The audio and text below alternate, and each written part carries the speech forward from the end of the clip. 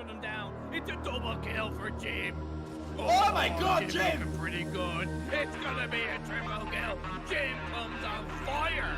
Jim comes on fire.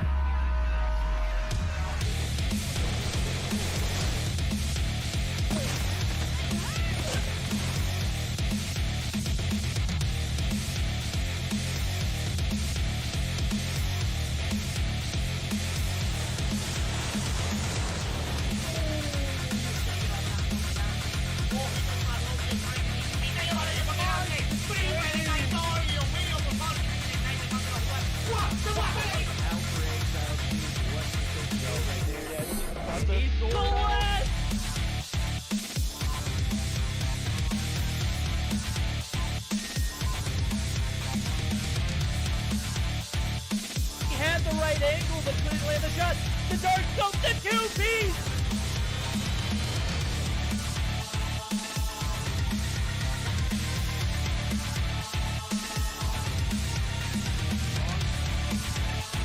Oh my God!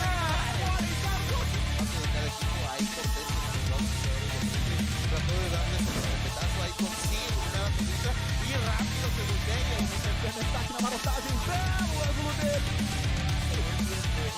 He's gonna be able to take out. Oh my God! Oh no! He was down to 1 second on the clock. Já pegou bala na cara do Master. O Almairinho vai tentando fazer o primeiro.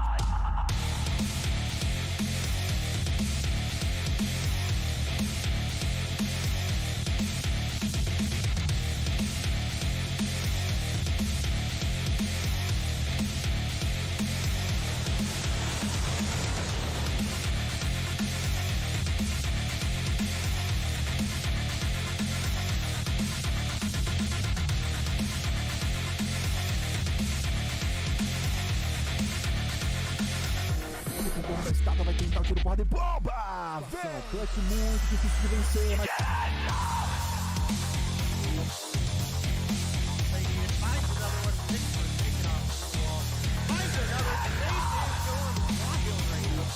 Anywhere on the body that you hit, he no-scope for a follow right there. He no-scope.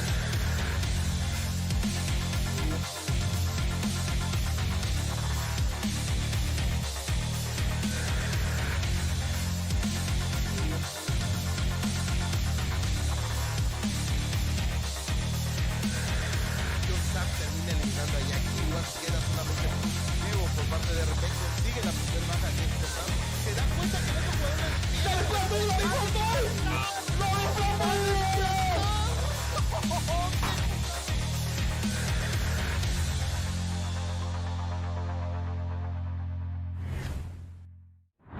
And a very good evening, EU. We are back here for day 5 of the Mobile Mayhem EU Winter or Spring 2022. I almost said Meeseeks Mobile. Yeah. Well, look, I got Gil popping in with me tonight, and it's going to be a great one indeed. You know, you are set to have a phenomenal day when you've got the Lux of or the looks and the sounds and the 1s and 2s from Gilmania himself. Gil, how are you doing today, bro? I'm doing pretty good, actually. I just got something for myself to eat, and I'm ready to roll on another day of the European scene for Mobile Mayhem. There we go. That's right, man. Another day, another dollar, another controversial start to a day that could have been great. Might not be as good, but it actually did turn out. I know we had a little bit of a back and forth affair with if FN420 were going to be able to play today, but it's been, like I said, a back and forth affair for a reason. Nonetheless, we are gearing up for it. So taking a look at the schedule now is Gil. It looks like it's going to be a pretty solid day indeed. Now, as I'm taking a look at, we are going to be starting off with a little bit of FN420, a little EuroElite action. This is going to be a good one. A qualified team versus a invited team. Qlash and Nova, another instance where we got qualifiers versus invited teams. And then again, it's been the story of the day. Invited versus qualified. Animus, Portugal. Anarchy, Lux Aeterna. And I saw Narcs come through with the raid. Absolutely a beast of one early, man. I appreciate you for coming through. We are looking forward to finally seeing you guys play today, question mark? Gil, what are your thoughts? One of my thoughts that I hope to see them, if it's for one reason or another, but we haven't gotten a chance to code on to their gameplay for a minute, and I find it interesting, like you mentioned, that we are pretty much going to have invited versus qualifier teams today, huh? It's pretty, should be interesting. I think specifically on the match for Qlash, well, I think we've seen qualifier teams play against Nova, and I don't think that's going to be pretty. No, I don't think it is going to be pretty either. As a matter of fact, I think this is going to be... I think this is the day we're actually going to be able to get in some action and see all 4 series, because unless, you know, the first matchup of the day actually has potential to go to a game 3, I don't think any other series does. And I mean that with the utmost respect. You know, Lux might come through with a little bit of fire in the later half of the day, but I just don't see Nova, you know, fumbling, or Animus fumbling against teams like Qlash or Portugal. And I mean that with all due respect. As a matter of fact, they've been in, you know, at the top of the top 4, you know, a reason for a very, very, you know, consistently long amount of time. And they just haven't shown signs of letting up. As I'm taking a look at the standings, as is, it does look like we are going to see Animus at the top of the tippity top of the board with 60 points. Nova Esports sitting right there with 55. Illuminati EU with 55 as well. 45 for EuroElite. 117 not found has found 35 points for themselves. They're going to have an off day today too. So still going to be remaining in that top 6. And with it being still rather early into the season, I don't see that changing anytime soon. Anarchy, Qlash, Lux, Portugal, and FN420. They're all going to be, you know, rounding out the rear of the train there, in which EU has found itself in. And being in spots 6 through 10, that's kind of like the hot spot, right? That's the hot seat that I see this team's coming through in. So a lot to fight for, but again, not a lot of hope when you've got teams on the left-hand side of the screen that continuously show up and show out. Well, for this one, EuroElite against FN420, we're mostly getting people to join us, and as such, I think we could be talking about the map rotation that we're going to get between them, right? Yeah, absolutely. I think I've got it listed right up on the screen. Let me see if I can get it pulled up. There we go. We've got it. Best of 3 style is going to start us off with a little bit of a Summit Hardpoint, followed up by Fire and Green Search or Destroy. And if it does make it to a game 3, that is going to be a Slums Hardpoint, where we see Crossfire for both Hardpoint and Search or Destroy banned from each of these teams. So, Gil, based off of what we're seeing in the lobby right now, is we do see players starting to finally get in, and looks like we got all 5 from each team. Rick, Kree, Karma, Says, Greed for EUE, and on the bottom side of things, we've got a roster change for FN420 that has produced Caution has in the main roster for right now. Marky, Balance, and Feints complete the 5-fecta, and this is it. This is who we're going to be seeing again. Obviously, we had a little bit of an issue with getting the players in for, you know, possibly not even being able to play. But we're getting to see that action now, and, you know, it's going to be on the backs of 2 subs coming in. And I don't know if they've had any practice with the squad, because I think they actually got the subs in, like, right at the last minute. So this is a tough circumstance to be playing under. Obviously, it's better than seeing a forfeit, right? Absolutely. There's still going to be a chance. At the end of the day, they will get a shot trying to earn points. But like you mentioned, the fact that they did not have enough time to actually practice with one another could lead to an interesting scenario within everybody in here. But for now, we'll have to wait and see. Yeah, we'll have to wait and see. That's the kind of mentality we're going to have, and, you know, with EUE being on a bit of a burner here recently, I can almost expect this series to go to at least a game 3, unless FN420 just put, you know, I mean, the utmost best gameplay, you know. Good night, Papa Soft. Good night, bro. The eggs, the Trovo eggs just coming through in troves. Got to give a little bit of announcement, though. I don't know if anybody saw the post on YouTube that I made, but moving forward, this is the last day that we'll be streaming on both Trovo and YouTube. So right now, I know YouTube chat's pulled up. You guys are kind of popping the day. We won't be live streaming on YouTube moving forward. We will actually upload the VODs from the series. I'll record the gameplay. I'll put it and post it on YouTube. So if you're over on YouTube, make sure you like, subscribe, and go ahead and turn those notifications on. As, you know, if you want to be able to rewatch the VODs, that's the only place you're going to be able to watch it moving forward. As a matter of fact, Trovo, I'm going to put lockdown for subscriber only, just to force the traffic to YouTube for the VOD. So we are going to be stop streaming on YouTube after today. And then if you want to rewatch the VOD, you're going to have to go and take a look at the YouTube channel. So good night, Papa Soft, bro. Yeah, he's still going. Yeah, I know mean, that as well. hot damn, homie. My boy hasn't stopped for the last couple of minutes, still going in strong, just giving you all his eggs, I guess. Like, Yeah. look at all those T eggs. That's a lot of tags, bro. It is. As a matter of fact, I It think he's sure actually is. moved almost up to the top. Yep, there he is. He's top 3 now. Sylvia, bye. Stone Crypto, you're next. Yeah. Chasing after first place with only, instead of roses like it usually have seen in the past, it is going to be with the TX. There we go. I like it. You know, usually I dig my roses, but the TX definitely come in handy too as well. So, Papa Soft, bro, just killing it in chat, homie. Q9 in chat is like, no! Oh, that's I'm tough. trying to say something, but the X are overwhelming. No spamming in chat says chicks. Understandable. I mean, at this point in time, what even is going on? Yeah, I mean, I don't even know if I can tell him to stop, bro. I'm gonna be honest with you. I mean, if you guys want to have a word in edgewise, go ahead and pop it and hit me with one of those.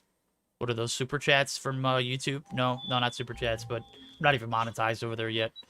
One of the Elixir messages. I guess that would be the equivalent. Nonetheless, we're gonna go ahead and jump right into it.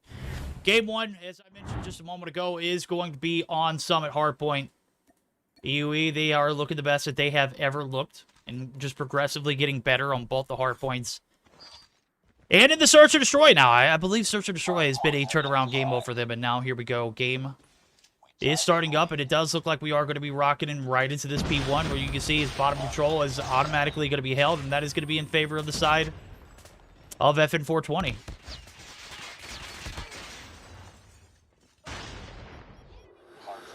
Alright, I'm sorry, I was rolling with some issues with the mic, but okay, yeah. First point, initial hold given to the side of EuroElite, getting their best fight so far. It's pretty tough for them. I'm looking at Grid using the Mac 10, Banana getting blasted by Hess. This Mac 10 has been so dominant lately, and although I think it received some changes within the last patch, I think it's still gonna be the most viable option for the time being. Grid now pushing inside of the hill, not really finding the enemy, just going left to right.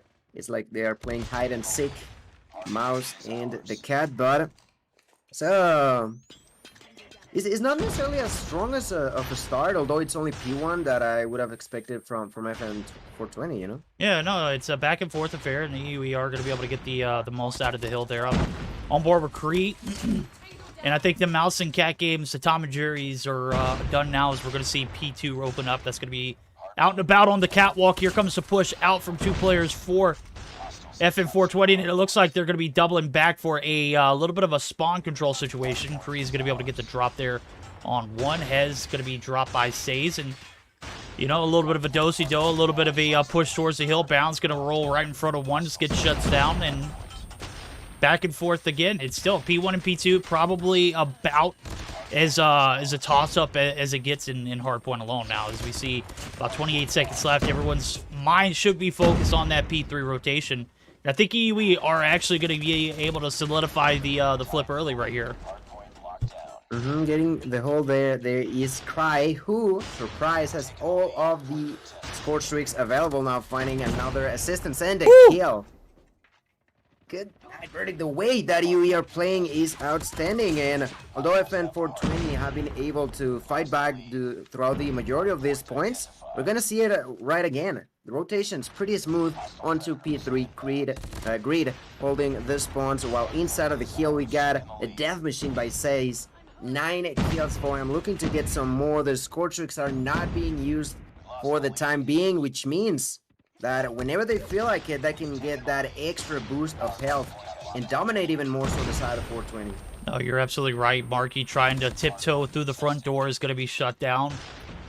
And you can already see it, the focus here for FN420. They look like they might be setting up for new already. 2 players on the left, 2 players on the right. The rotation's through. They're just going to be feeding. This is not the best case scenario for them. Marky looking to make a marquee change.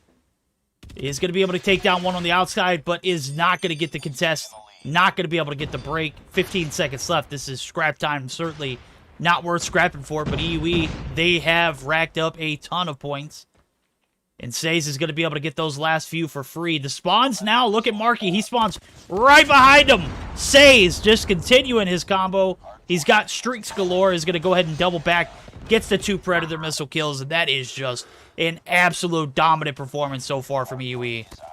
The timing now looking to go through. Snow has to reload, ran out of bullets. Going for that kill. Gets taken down by Faints, but the damage is already done. The initial hold yet again in favor of EUE. I'm looking right now at Cry using this Mac 10 to get another kill. Looking to get some more. The push there from 420 is immediately stopped by Cry. Triple P is finally going to be taken down. The next one is Greed, who gets blasted by those explosions. But Verdict, this is still not enough. The points are ramping up more and more into the hands of EUE, who just refuses to use the score streaks. They feel confident enough with their own weapons, with their own operators. They're just waiting for them to eventually need a single point away, I'm guessing, and finally use everything at once, completely denying any sort of chance for the side of 420. Yeah, FN 420 just have not found success here in any of these Money Hills P3, P4 alike.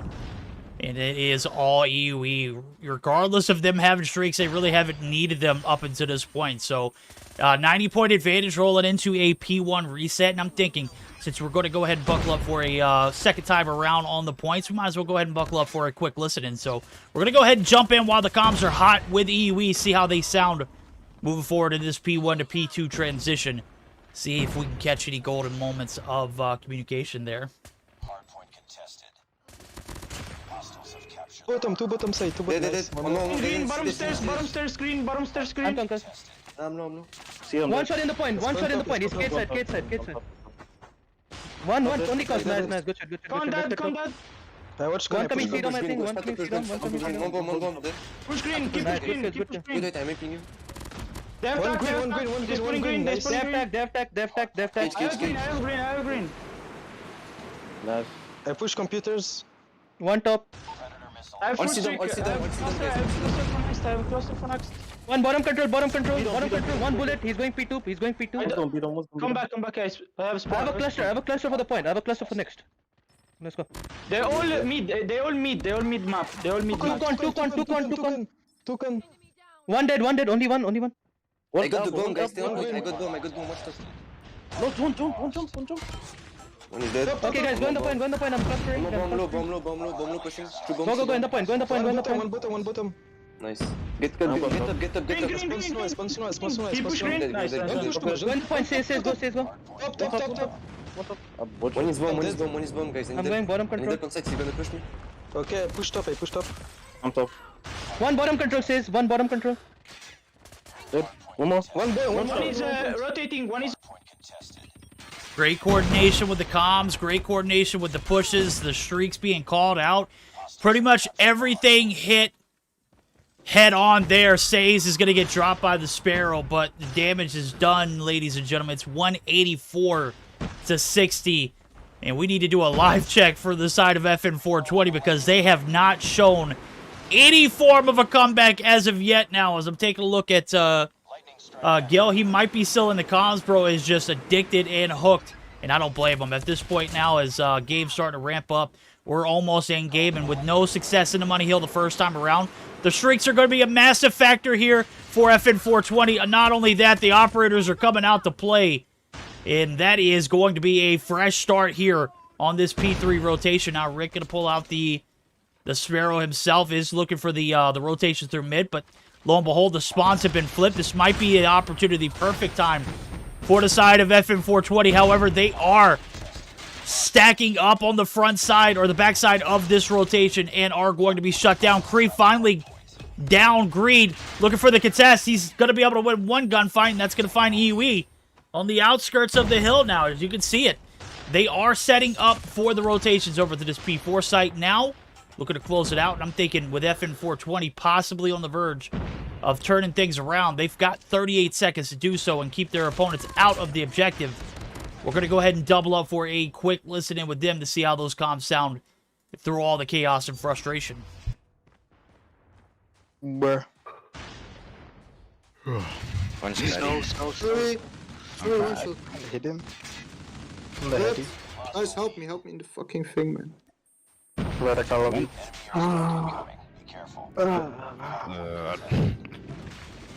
On the stairs, running. Forklift. Too far clear. All right, just going through the moment. They're just going through the you know, just going through the blender right now. I mean, you heard the comms. They were bleak. They were calm. They were also frustrated. And I'm gonna be honest with you, if you're getting slapped around 245 to 92, you would expect them to be very similar. Obviously, they didn't start off the game very well. P3, P4 rotations come to an end, and that is going to be it for game one. EUE just showing up and showing out. Gil, those comps for EUE were pretty damn solid, were they not? Absolutely, the way they were spreading across every single bit of communication while at the same time keeping on that morale high up and the momentum as well, right? The fact that they were communicating if they had a kill, if they were about to find someone pushing inside, the score streaks they were about to use or holding for a specific scenario, it was just a delight to hear them with those comms. While on the other side, I don't think I would say the same about 420. No, I think they were a little more reactive than they were proactive. And I mean, the comms when we jumped in, I'm gonna be honest with you, I probably should not have. But I saw a little bit of life in that P3 rotation. I hope that the comms were maybe sparked a little enthusiasm, maybe a little bit of a comeback season, and that just wasn't the case. EUE, they started and ended the same exact way. A lot of momentum, a lot of streaks coming through in the middle of that, and then the operator game was on point. Solid game one indeed. Now is we're getting geared up for this second matchup, or second game rather. And it does look like we are going to be moving on to a search or destroy on firing range as of now. So we are going to flip sides. The attacking team is going to be EUE off the bat, and based off of what we just saw, I really don't expect FN 420 to take this to a game 3. I mean that in the utmost respect. And it's kind of odd in a way, right? Like I think it's something we've talked about from them in the past, the fact that it's not been a team up to the standards that we could have anticipated from what we gather around on past seasons, right? It's a team that certainly has the players, certainly has the skill level to be at the top. And right now, he's just tied up on last place, isn't them? Like, I don't know. It's tough. It's definitely tough. No, it's tough. And, you know, when you're your own worst competition, and then on top of that, you can't produce 5 potentially for today. We were obviously in a position where FN 420 might have had to forfeit earlier, but they got the roster changes in just in time. I'm just grateful that we're able to see this team play and not see them, you know, forfeit again. I know this past Tuesday, we didn't get to see their matchup for those reasons. But at this moment, it's more so less just going through the motions, going through the rotations. It's not 100% on point for them, and it's apparent. It's obvious. And FN 420 might be down pretty bad, but EUE, they're kind of on the come up. And, you know, a matchup like this only boosts confidence and morale. So we are going to be on board with Cree off the bat. He's got the DLQ in hand, looking for some opening picks. Marky's going to be able to get there and actually get some shots on him. And the trade's not coming through as of yet, but the bold ego chow, Marky's going to be able to find first blood. And that is an absolute beast of a start, but Karma right there to quickly return the favor. Yeah, quickly getting that kill onto Marky, that revenge fight. I'm looking at Balance being super aggressive right now at the outskirts of Wood. Looking to get a kill, does a lot of damage, runs out of bullet, takes out the pistol, but doesn't really take the kill that he wanted, which would be a really strong kill for them, as that one was actually the bomb carrier. Unfortunately for him, that's not going to be the case. Bomb carrier there, Says, still looking to get onto A-Long. Everybody pushing through that angle without realizing that Slayer is over there still with a sniper. Let's see what Slayer can do with this VLQ in hand. So far, not really looking the best for them, but I think this could... Ooh, a couple more kills are going to be traded. 3v3 going to unfold. Rick going to find an assistance with the help of Says. Bomb is already down. Slayer is suffering a lot of pain trying to survive in Oh! the amazing, I would call that even a no-scope. His ally gets taken down. He now knows that the enemy is over there, decides to go for the bait. He's baiting him out left to right, decides to defuse the bomb. No way. He does the right call, Reek. He may be a Oh! He sure is. Wow. Slayer! After that snipe, though, getting the defuse on top of that, really well played by Rick. Sorry, not Rick. That was Slayer. Yeah, Slayer makes a sub in, bro, and there's second life here. I didn't see Slayer come through. Obviously, Feints bails. And, oh my god, man, I mean, come on now. Where was Slayer at in game 1? Where was this energy at earlier? We're just talking about how down bad FN420 are after that first game, and we enter into a search and destroy, and Slayer's made the sub in, and he's already had hella impact. 2 kills on board, that's all. And a ninja defuse right under the nose of Rick. And right now, it is going to be a minute 30, reduced down to 45. One player on the flank, that's going to be Kosh. Greed's dropped, flat-footed, Hez. Right here to have his teammates back, doesn't need it. It is all on Rick yet again. And the tides have turned, the momentum has shifted. 2 rounds in a row potentially here for FN420. They are down, but in this search and destroy, they are certainly not out. Certainly not. The bomb there now beginning to be defused, but they hear him out. Gets back up. Kosh gonna find that kill. Immediately starts the defusal yet again. Rick tried to make it happen, but it was not gonna be easy against 3 players who already knew what was to be done in order to defuse that without even losing any sort of traction. That's a 2-0 lead and a dominant way of playing for the side of 420. FN420 truly a different team from what we saw, like you mentioned, Slayer. We truly needed that energy on last game, but it's better late than never. And so far they're finally doing it. Pushing in the mid is Kosh yet again, but now it didn't work as expected. Balance does get the kill onto Cry. Balance just so aggressive here on the side of trailer, finds the double kill. And I don't know if you saw that on the minimap, but as they were pushing over on A-Long, realized Balance was there, they decided to nope out of that situation. Yeah, I don't blame them. They've already dropped 2 and can't afford to make any more mistakes or drop a third. There it goes, right there. Look at him go. He still wanted to get some Balance. More. Is this gonna be an ace? Oh no, it's not. It's not verdict, but that was truly close. Layer is yet again gonna be clutching this round, but Helens though, just bullying enemies on their own spawn. Wow. Dynamic search and destroy so far, 3 rounds in a row on the defense here for FN420. They have found success back to 3-peak, and they make it 4 now as we see the rotations through. Another A-Long push here. Slayer up top looking to get some action there. Balance able to find that first blood. That's huge. He's been monumental for those first bloods and playing the aggressor. Bomb still not planted. 3 players there are literally stuck in trailer. One's going to push out. This is going to be Karma. He bites the dust. God. Slayer's just built differently, homie. One more player in there with him. Rick, Cree. They're going to combine for 2 right there. And now it's all on Rick yet again. The shots come through. The deagle doesn't pan out. Kosh. The slide peek. Kosh. The 2-piece. Kosh. And FN420 take 4 in a row. And I might have overspoke earlier. A case of Caster Curse at its finest, ladies and gentlemen. I make a comment about FN420 being washed and selling and not even being able to produce a team today up until the last minute before the roster changes are, you know, done for and accounted for. Well, here we are. 4-0 lead for them. Now it's going to be another round. Hez does find 2. The shotty. 2 on board for that, and before he drops, the value still there, and now it's only 3 players left. And it's been a case of Rick, Karma, and Greed being the last players alive. Majority Rick, though, as he's been in several 1v-something scenarios. A 1v1 that he couldn't clutch and Slayer. I mean, good night, bro. The cojones on that guy. Yeah, they're putting a lot of pressure onto Reek as he is the last player alive yet again in a 1v3. Finds 1 kill, gets taken down 5 in a row. Verdict.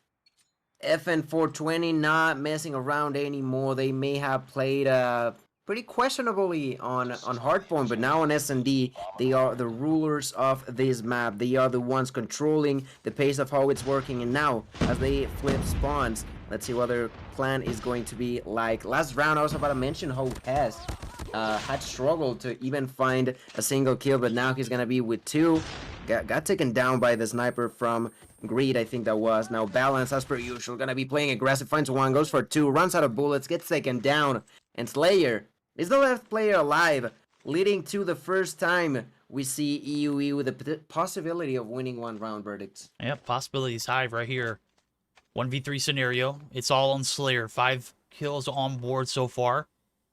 The triangle stack right here is 3 players are literally right in the vicinity of the A site. 1 player looking to make that rotation through all the way back. And I don't believe that EUE, based off of this rotation, know that the bomb is down. So just trying to figure out who had it and see what kind of location. Okay, it's right on the opposite side of the tin wall. And that is going to give Slayer a little bit of freedom in, you know, where he wants to push and where he wants to play. Obviously, he doesn't know that they don't know the bomb's down, so it's a little bit of a mind game. Karma right here holding down the bottom side of trailer. Rotates through. Oh, almost gets dumpstered right there, but Karma's able to get the shots to land the MAC-10 from that distance. You literally don't even need ADS. Yeah, I mean, what did the patch notes say about the MAC-10? Because I know you mentioned it being somewhat nerfed. Is that right? I don't quite recall exactly what they did to it, but I definitely saw some tweets about people just mentioning on how that would potentially affect the meta, but once the update came through, it was pretty much the same feeling for it.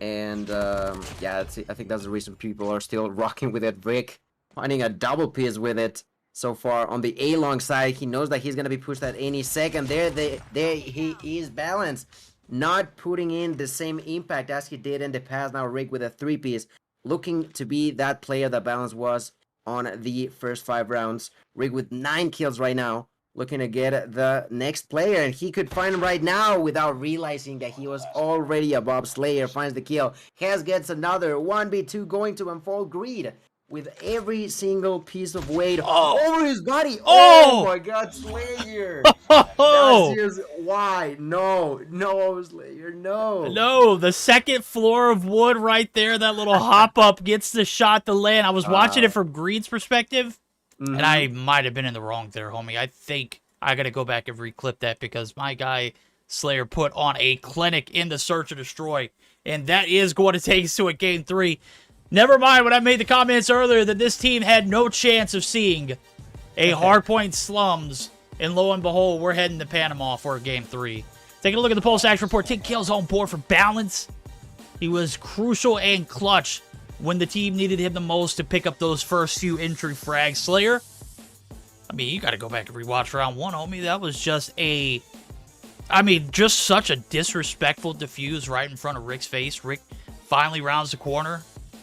Doesn't even have time to get the kill off, even though the MAC-10 is one of the highest TTK guns in the game. No match to Slayer, who was just all the way into that defuse. That is just a ridiculous play. I'm gonna have to go back and clip it for him too and post it on Twitter because, my god, the blank scope, the defuse right under Rick's nose. We're heading to game 3. Gil, hot damn, what a series so far. Indeed, we'll have to wait to get ready for the last one, but I'm not too sure what to expect. Respawn was truly in favor of UE, while on the opposite end, S&D was really good for the side of FN 420. But if I'm not mistaken, we are going back onto Respawns, right? We are going back onto Hardpoint. Would that mean that maybe 420 has been able to just wake up and be a different team overall? Or is it only the fact that on S&D they are truly another breed, you know? Well, I think Slayer brings a different dynamic to the team. I don't think it's a matter of search and destroy or hardpoint. I mean, you notice the momentum shift immediately upon him playing and subbing in, right? I think that's a huge factor. Now, with that being said, EUE have shown a lot of promise in Respawn game modes. They've shown a lot of progress in search or destroy, but that was just that was just one of those rare occasions where you get bodied at hardpoint and immediately do the bodying and search and destroy for F420. So I don't know if EUE dropped this game, and I don't know if Slayer's going to make an impact in the hardpoint. With that being said, we'll have to see as we're going to get geared up for it. Again, I mentioned it earlier. We're heading to the beautiful slums of Panama for a Game 3 hardpoint, and at this point, it's a toss-up. I would really love to see this one come down to the wire, but with this being a 4-point map, basically very similar to Summit, even kind of worse because those P3 and P4s aren't on the opposite side of the map. P3 and P4 are on the opposite side of the map, but they're completely adjacent. It's going to make for an interesting rotation. I think this can get lopsided really quick. Just don't know who it's going to be in favor of. Well, first point, we all know that statue is going to bring in some interesting situations with so many different entrances for you to get into that hill. So I think we could go with the MVP from last game. That would be none other than Balance, who is right now not moving.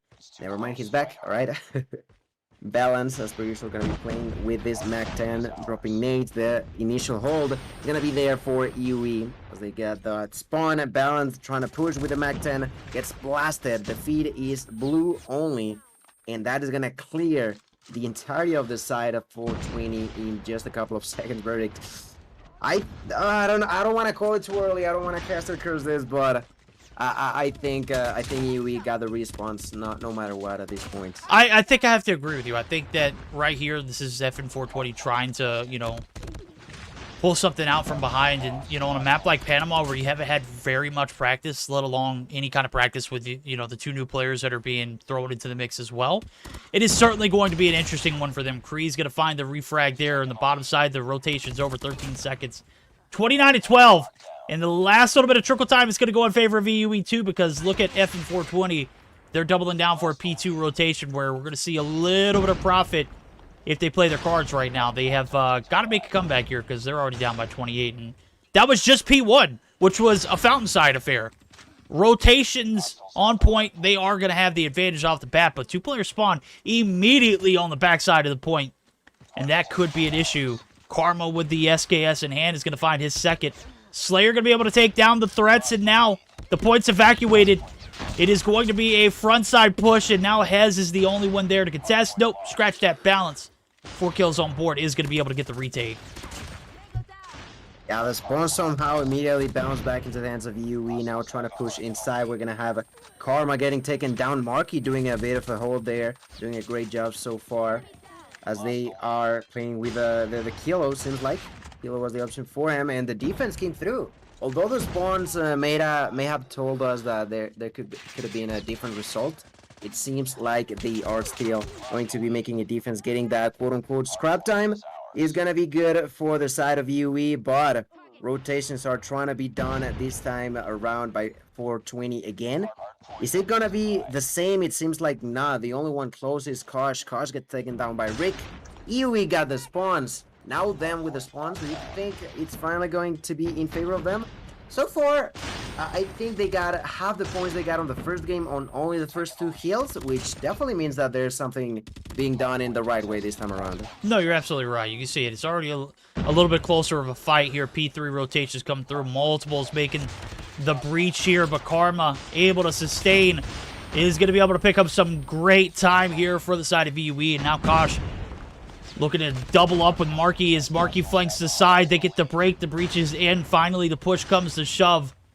And FN420 are back on the point now as P3 is coming to a dwindle. 20 seconds left on the clock. And I'm thinking we didn't get a chance to do a true listen-in with the side of FN420 for obvious reasons. Earlier, we jumped in, but let's be fair. It just wasn't it. So we're going to double down for a quick listen-in as we're rounding out this P4 rotation. We'll see how the comms sound for FN420 and maybe a little bit of life left. We'll have to find out.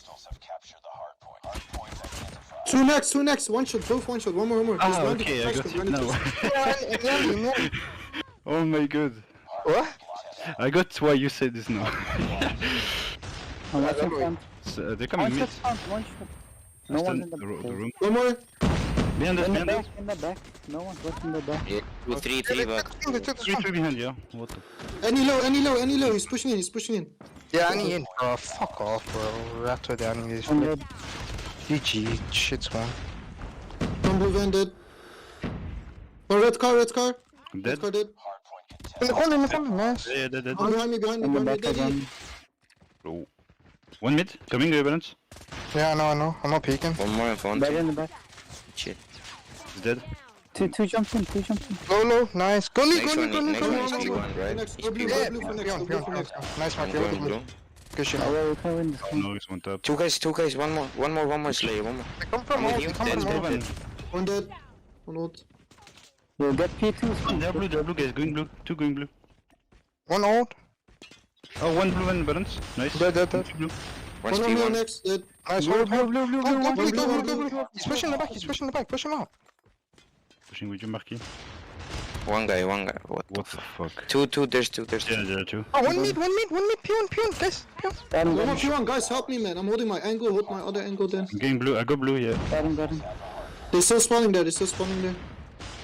Two mid. They come blue. One dead. One's blue. He's concussed. Bro, what? One blue van. Blue van dead. One more statue. One guy. All right, here we go. Lead transfer back over. I think it was a valuable listen in there for the side of FN420, and we are right here with it. The lead transferred over. Rick going to be able to get the shots to land. The break comes through. 15 on board for Rick. We are looking to maintain the advantage here in this hardpoint.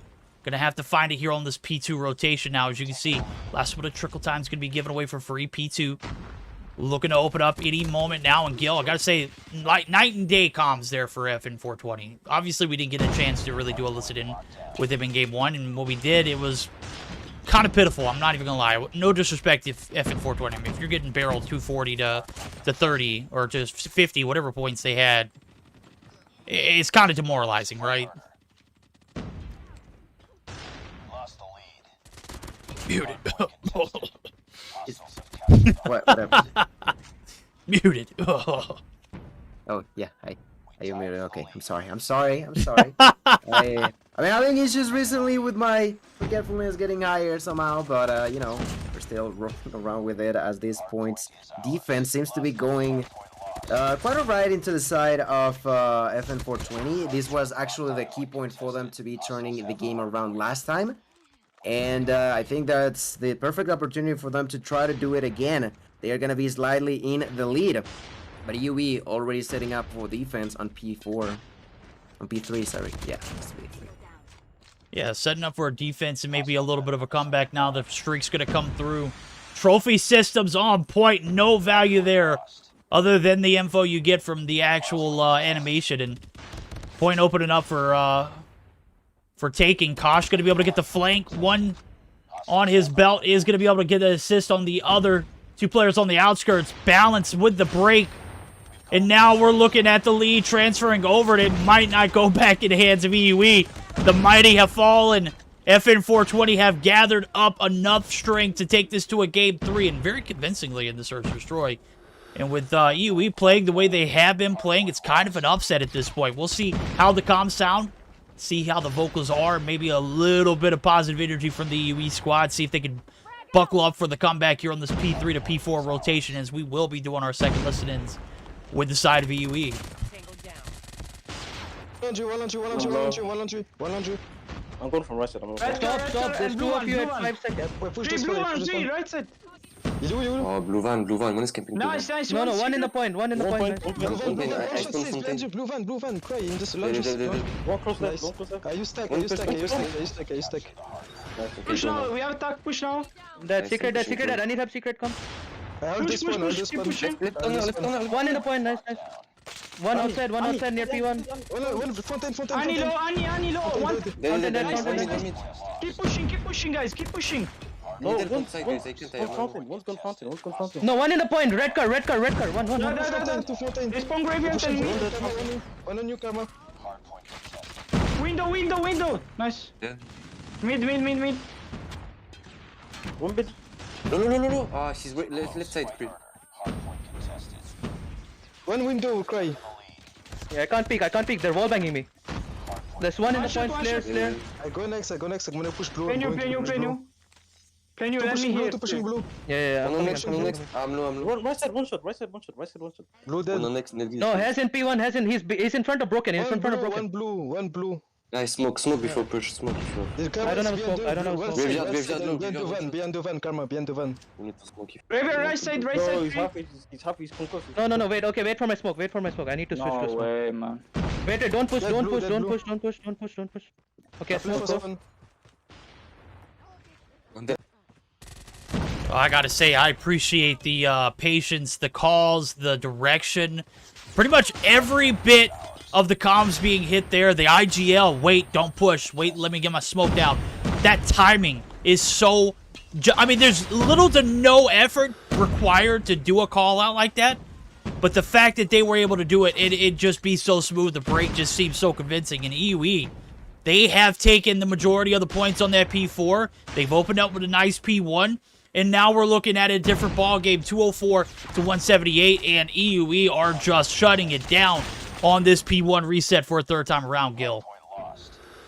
Sir, yes, sir. 207 in favor of EUE, 180 for 420. The rotation is being done. Has with 35 kills, looking to get the spawns for the squad without realizing that Rick is over there. They're next to each other. Death machine in hand. He's trying to defend without realizing there's someone to the left. He gets taken down. Initial hold. There's Kosh. Kosh with a Mike 20 gets taken down. The spawns burning. They're too strong. And the outside of it, Karma with Annihilator. Gonna find kill one onto Marky. Gonna try to look for some more pain.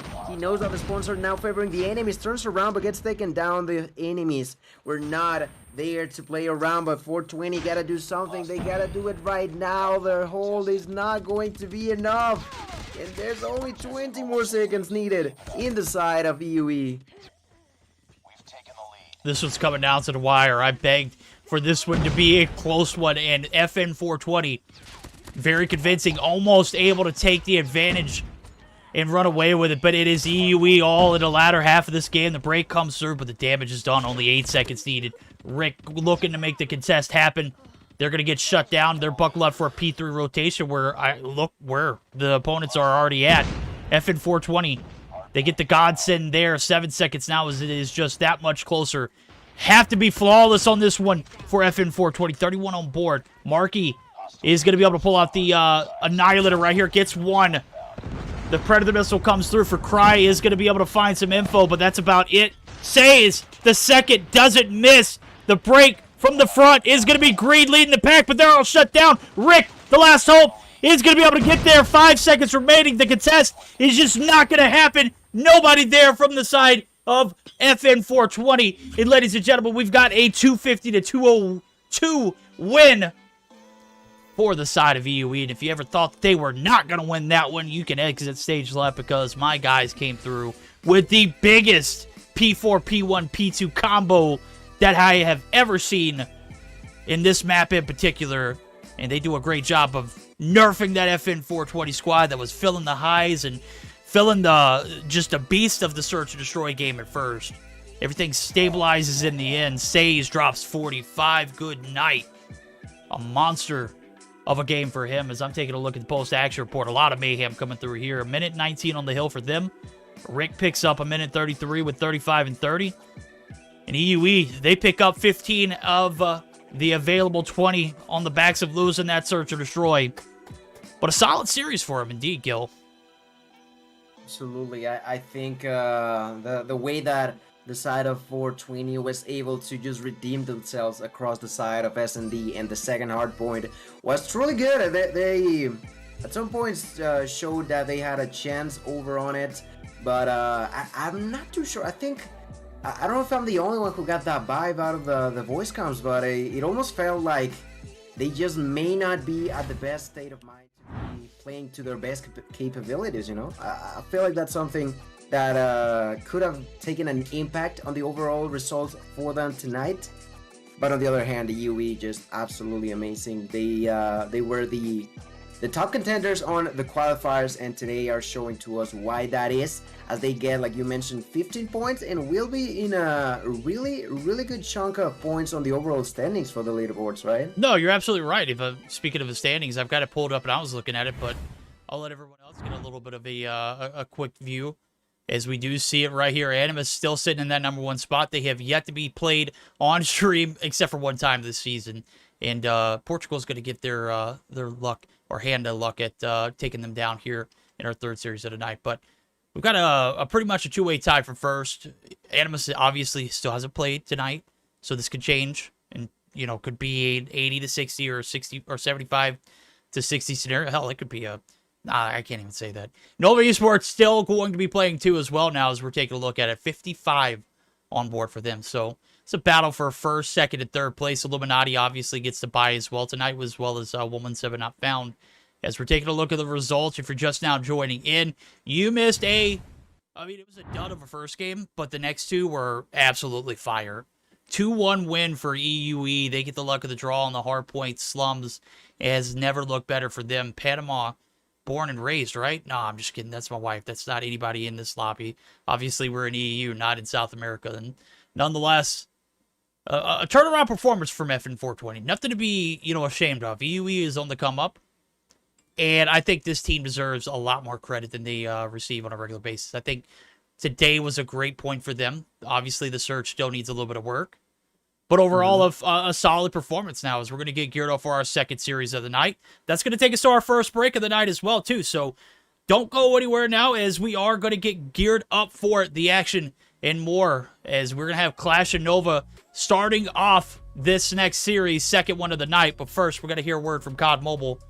We shall be right back after this, this quick break and ad from COD.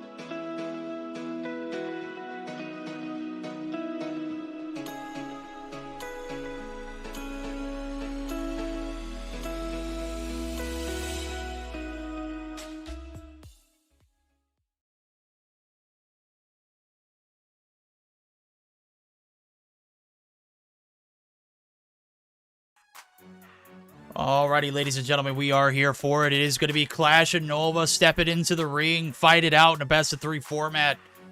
And I gotta say, Nova has never looked better. Obviously, they had a little bit of an upset almost brewing on Tuesday, but they get their wits about them, and here we are here for game number 1 of the series. Is this a joke, or is this an actual fact? Viri is a new player, an addition to the roster of Nova. Are they serial, or is this a meme? I mean, I don't know. Could it be like the other time that we saw Dynamina playing on Europe? Could that be the same thing? Well, I'm trying to see who was added and who was removed. Mm-hmm. And I don't ever even see this. Okay, there it goes. Added. They just added. They didn't drop anybody, so Veer gets picked up. Is this for Mobile Mayhem, or is this for moving forward on out? That's interesting. That's a good question. Because I see Creed, Neil, Spy, Viri, and Saturns. I don't see Inferno, and I don't see Yaya. Obviously, they're still on the roster, as they didn't make any changes to that in particular. So, interesting. Okay, I know this actually happened today, and I didn't catch it. So, interesting enough. But I was wondering why FN420 were potentially on the brink of not being able to play today. And seeing Viri, in Nova's roster certainly makes sense. So, speaking of making sense, I think we'll make sense of this best of 3 as we're going to go ahead and hop right into it. It does look like we're going to start things off with, that look like standoff hardpoint. It absolutely is, as well as another hardpoint, or another search and destroy on firing range. Game number 3 coming through. That is going to be, just enhance it real quick, a hardpoint raid for, okay, well, Nova is notorious for getting searches for game 3. Well, not this time around. Sylvia, the freak, coming through with 10 more gifted subs. We've got to get you like an angel emoji, since Day has the devil one, right? Right? That sounds like something we could do. Maybe. Oh, 100%. Direction. It seems like it is going to be search and destroy on raid. Oh, good night. Ronin throwing. Imagine it wouldn't be you without Ronin throwing. Alrighty. Love you. Oh, we love you too, Sylvia. You're OP. Love you for sure. Oh, absolutely. Sylvia, the GOAT. Certainly no devil in our channel. Maybe in Days, but certainly not in ours. Maybe when she's picking on us for playing Warzone for too late. That's just because she has the best interest at her, for us. Not Day, but me. Because Day's a bot. We don't care about Day anymore. All my homies hate Day. Oh, my homies hate Day. But verdicts, we do have the game starting, right? And this is, like you mentioned, going to be Hardpoint on standoff, and I'm intrigued to see what the side of Nova is going to be doing alongside with Beer, Yeah, I'm kind of interested in well now, as we're finally getting into this Nova roster. And I say finally like I knew it was going to happen. I had no idea, bro. I saw Veer in the lobby. I was like, well, FN420 just left, so maybe he's just scrapping for FN420, trolling. Wrong. That's not the case. He has made the roster here for Nova. We don't know if it's going to be something that sticks. We don't know if it's something that's just for Mobile Mayhem. What we do know is P1, 11 points have been racked up, and Nova are finally going to be taken out. And that is going to be Qlash trying to get their fair share now, as the toss-up here in Courtyard has pretty much made the call-out is a graveyard at this point, because we've seen several attempts at breaks, several attempts at being shut down. Creed, the slide peek, the awareness, the ADS, the speed just on point there. 20-5. Qlash may be able to get some points off of this little bit of trickle time, but it is certainly not looking like they're going to get the rotations through gas station. True bloodfest in favor of Nova, getting kills left and right now, under control for the scrap time of P1. And on the other side of the map, we got Beery already rotating onto this fabric, just waiting patiently. The push is going to be done by 4 players at once through the gas station. I scrapped that. It's only 3. The first one's down. The second does get a kill. Raygox tries to get inside, gets blasted by Saturn. Saturn suffers the pain from Mary, but surprise, Mary is not really interested too much about getting inside of the heal. With that SKS in hand, of course, he's purely looking to get picks outside of it, but problem is the team was not holding control inside. Now they got 2 players on that area trying to defend themselves. The push is done quite efficiently. Beer is the only player alive. Now looking to go down, finds the kill, but Storm picks him off. The clear once again. Could have been breaking through in favor of Qlash, but they begin to get a few seconds, and then you got Beery. Beery bumps inside. Okay, they will seemingly be getting the scrap time out of that. They will be going to tie up the scoreboard overall, if I'm not mistaken. And although I don't feel the same control from them, it seems like they are still getting the points, you know? No, they are indeed. And more importantly, they're doing a great job of contesting. The tie does come through. The P2 closed down. Factory was, I wouldn't say a success for either team. It's more so less, I think it was more of a fail from Nova. They get a massive chunk, and Viri rolls right through the smoke and gets split by 2 people that I don't even think he knows that he did that. Nonetheless, if he watches the stream, he'll figure it out. But no damage, no harm, no fouls. The break not going to come through for the side of Qlash as of yet. The rotations early here for the side of Nova are going to pan out. Ragok's on the flank. He's going to be able to get one off guard. Now there's 1 player left on the point. That's going to be Veer. Looking to get it shut down, but the TAC 5 comes through into play, and Storm has opened the door there with that TAC 5. And the break is going to stick. No, Creed's there. He says, absolutely not. Not so fast, my friend. And Storm and Zed looking to tag team this top side of blue. Zed's going to be able to take down Creed, the demon, and now we've got a P4 rotation where you can already see the focus is there from Nova. They already are Johnny on the spot with getting these rotations through. Storm going to be taken down from Veer's Purifier right there. And the rotations through early here are going to pay off for the side of Nova. Getting the most value with that Purifier, cleaning off the entirety of that heal. Beer with 6 kills so far, but not allowing anyone to come through. Ragok's trying to push through the top side of Market now, taking out the Sparrow. That could be a really good call from him as he pushes inside. The Sparrow not gonna get a kill for Ragok's, but it does for Saturn's. Cleans that hardpoint yet again. The score streaks are gonna be used. That cluster strike gonna be used by the hands up Nova. Like you mentioned, they are truly trying to get that control that they were lacking on the first 3 kills. And as we begin to move more and more deeply into this game, they are finally getting into the lead. They're using that Portugal machine, the Pred missile as well. The clean 100% time has been in favor of Nova. They are not allowing their opponents to get a single moment inside of those points, inside of these money rooms, and that's allowing them to already double the amount of points that the side of Qlash owns right now. Yeah, I think that was an important point there for Nova to kind of take the lead and run away with it. We saw P2 and P3 early setups kind of like fall flat on their face. And P4 is a money hill if I've ever seen one. Probably one of the hardest to break, and nonetheless, Qlash, they try, they fail. P1 setups now coming through as Courtyard right back at it. I'm thinking since the Nova team is looking pretty hot right now, maybe we join in and see how hot those comms are sounding, as we will be joining in for a listen-in with the side of Nova real quick. Yeah. I'm gonna smoke mid, I'm gonna smoke mid. I'm watching again. I'm watching again. Statue, SKS. Bottom grama, pushing you 1 shot. Broken nice. Nice, Creed. Nice. Last one. He's still statue. One side, Drago side. Bro, what the fuck? Statue. I'm going next, I'm gonna backtrack. I'm going top fight. Yeah, I'm gonna push one then. Watch out, farm. One dead farm, one more farm. Farm. He's dead, I got 2 farm. Nice. Heavy grannies. I'm watching Granny. Watch back. No, big thing. Top market.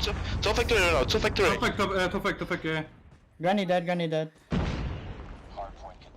One T-spawn dead, one more T-spawn. Top side. Two T-spawn. SKS 1.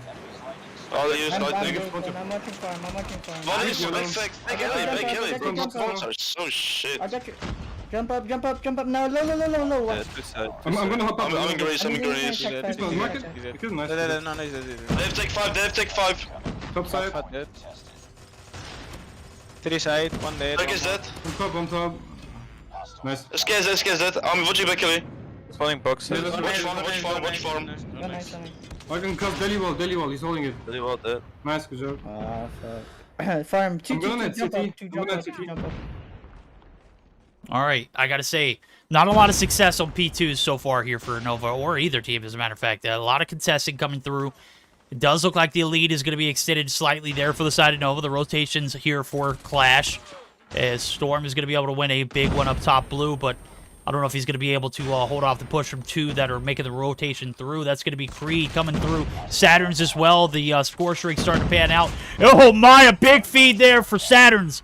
Gets shut down. Area, though, is going to be able to end the spree with the Sparrow, but nonetheless, the damage is done. The break right back through, and Nova picking up where they left off on that little bit of trickle time they got for free on the P2 to P3 rotation. Yeah, they have been able to get 90 points for themselves over on the side of Qlash, but Nova, with over 160 points in their lead, a grenade from Storm is going to take down Saturns, but Saturn's still holding on to that streak. Like you mentioned, that feed was nasty with that Sparrow, allowing him to get the entirety of his core streaks. And now, rotating onto the market area, the side of Nova is holding the last time out of that blue house, but at the same time, Saturns is just annoying their opponents, gets that kill onto set, the double onto Raygox, and now we'll be trying to push back inside of the hill as the enemies have just given up hope in a way. For this side, they thought that Saturn was no longer there, but he just turns back around, gets another kill. The clean point is yet again in favor of Saturn, who's now using that cluster strike yet again, the airstrike, sorry, and the cluster strike will still be available. Verdict, the pain that Saturn is putting over their opponents is just matched by pretty much everybody on the team. Spy and Crit. Spy's with 33 kills right now and not looking to be stopping anytime soon with that holder. No, you're absolutely right. When you've got a demon like Saturn who's able to hold the objective and get you set up proper for news, Spy has generally just been roaming the map free, letting it just absolutely rip into his opponents. He's going to be taken out right there, but no break is going to be in favor of Qlash, as we do see 20 points are only needed for Nova here. They have been golden on these P4 rotations, the breaks, and you can thank Saturns for this one. He anchored it.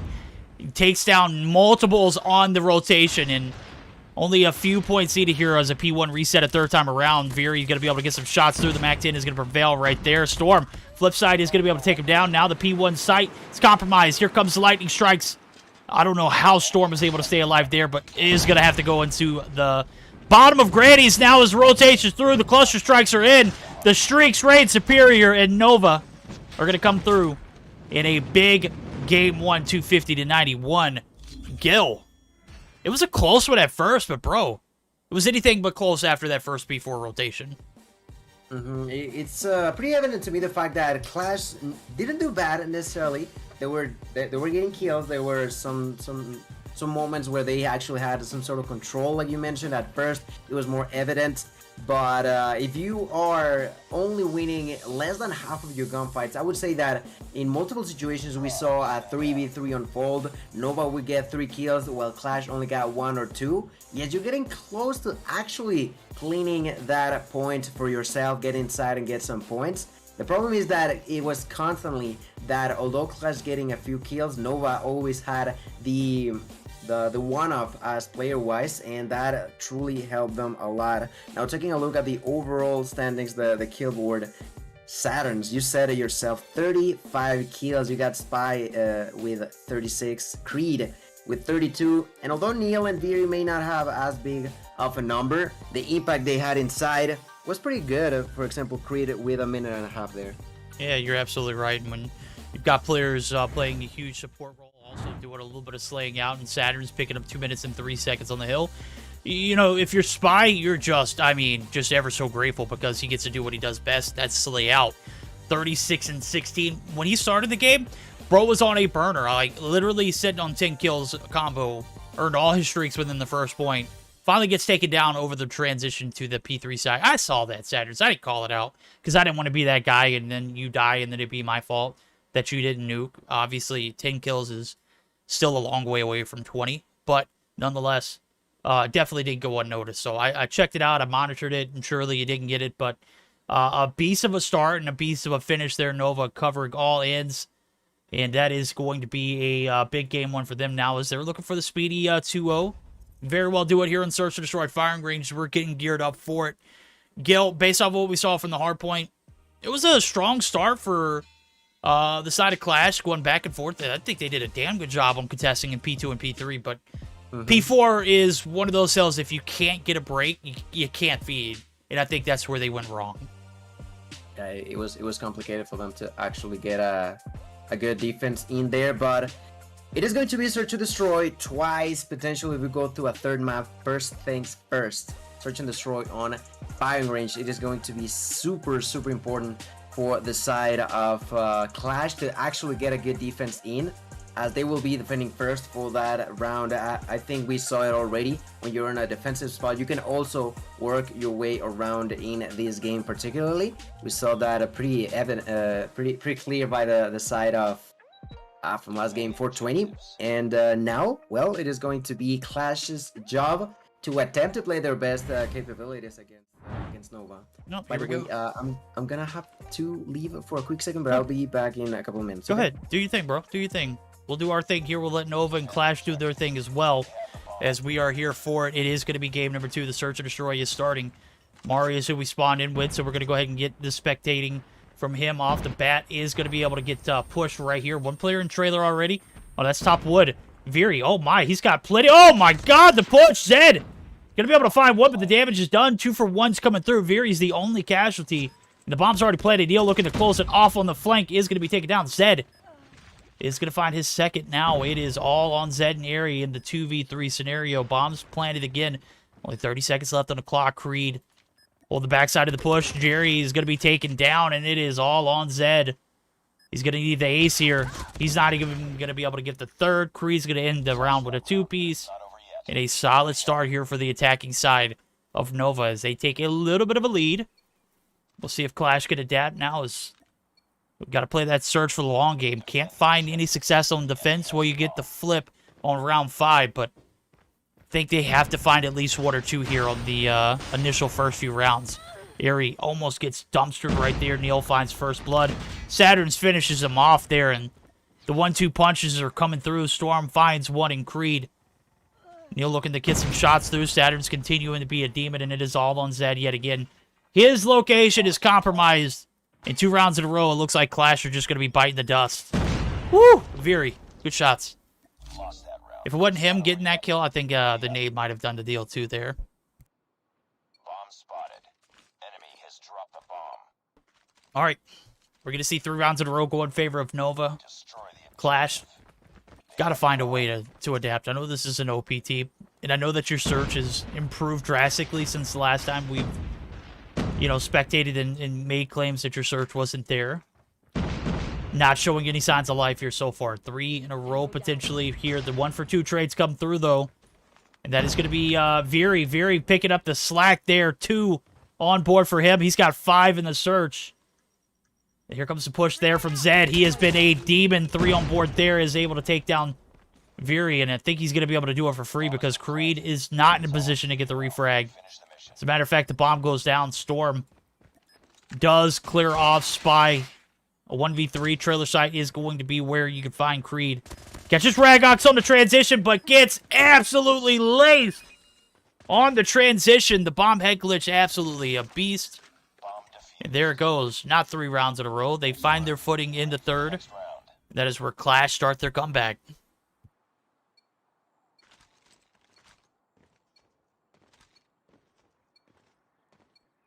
Solid rounds indeed here for Nova so far. They've taken 2, but a bounce back round indeed here for Qlash, a much needed one. You can see a 5-man stack through the backside of A. And all of the side of Nova are on B, with the exception of Neo, who has found himself a little success climbing the tower. So imagine getting all the way in your opponent's spawn site and then not even realizing that they went B until you push this jungle site. Bomb's going to go down. It's a 5v5, no bloods as of yet. We'll see if Neo can capitalize on his positioning up top. It does look like Creed has dropped. Airy and Zed are going to be there for the combo. 30 seconds left on the clock. The 4v5 Veery. Oh, good shots. 1, 2. Make it 3. Oh, Veery! The 3rd! Mari takes him down, though. It's a 2v3. 20 seconds left on the clock. No bit of time here to waste. Mari looking for the transition. He's going to get taken from behind, and that is Ragox left to pick up the pieces. The Deagle comes into play. Spy seals the deal with the two-piece right there, but very big shots. Picking up 3 in the feed. I think I caught almost all 3 of them. Pretty glad you just got in here and saw that 3P by Burry. I gotta tell you, we're thinking about how good or bad that, I mean, we knew he was gonna be good, but that 3P was just completely insane by him as we get onto round 5. Last time that each side will be on the defensive and offense. Mary finds the kill onto Spy to even numbers out. The bomb is gonna be on the ground. Saturns gets another another kill onto Jerry. 3v3 Mary gonna miss his shot. Hides under the side of barrels. The bomb is gonna be planted by the hands of Creed. His allied set is down. While Storm and Mary may be alive, this is not gonna be an easy walk in the park. Saturn finds another kill. Mary is left alone. Creed gets that kill. That's a 4-1 lead, and we needed to see some more fight back by Qlash, but at this point in time, I think it might be already too late. Nova are looking to close this one up in only 2 maps. Bert. It's possible. I mean, you look at the round for round, you didn't get a chance to see the third, but that's really the only signs of life that we've seen from Qlash so far, and it has been primarily the side of Nova just handling business. Well, business is being handled. Ragox and Mari combined for 3, or 2 rather, and Storm going to come through with the third with a literal nade as the first few frags come in. No trades. That leaves Viri and Spy in a 2v5 clutch scenario. Can they make it happen? Now let's push up towards the A-bomb site. Qlash need a round here for themselves to kind of get back into the swing of things.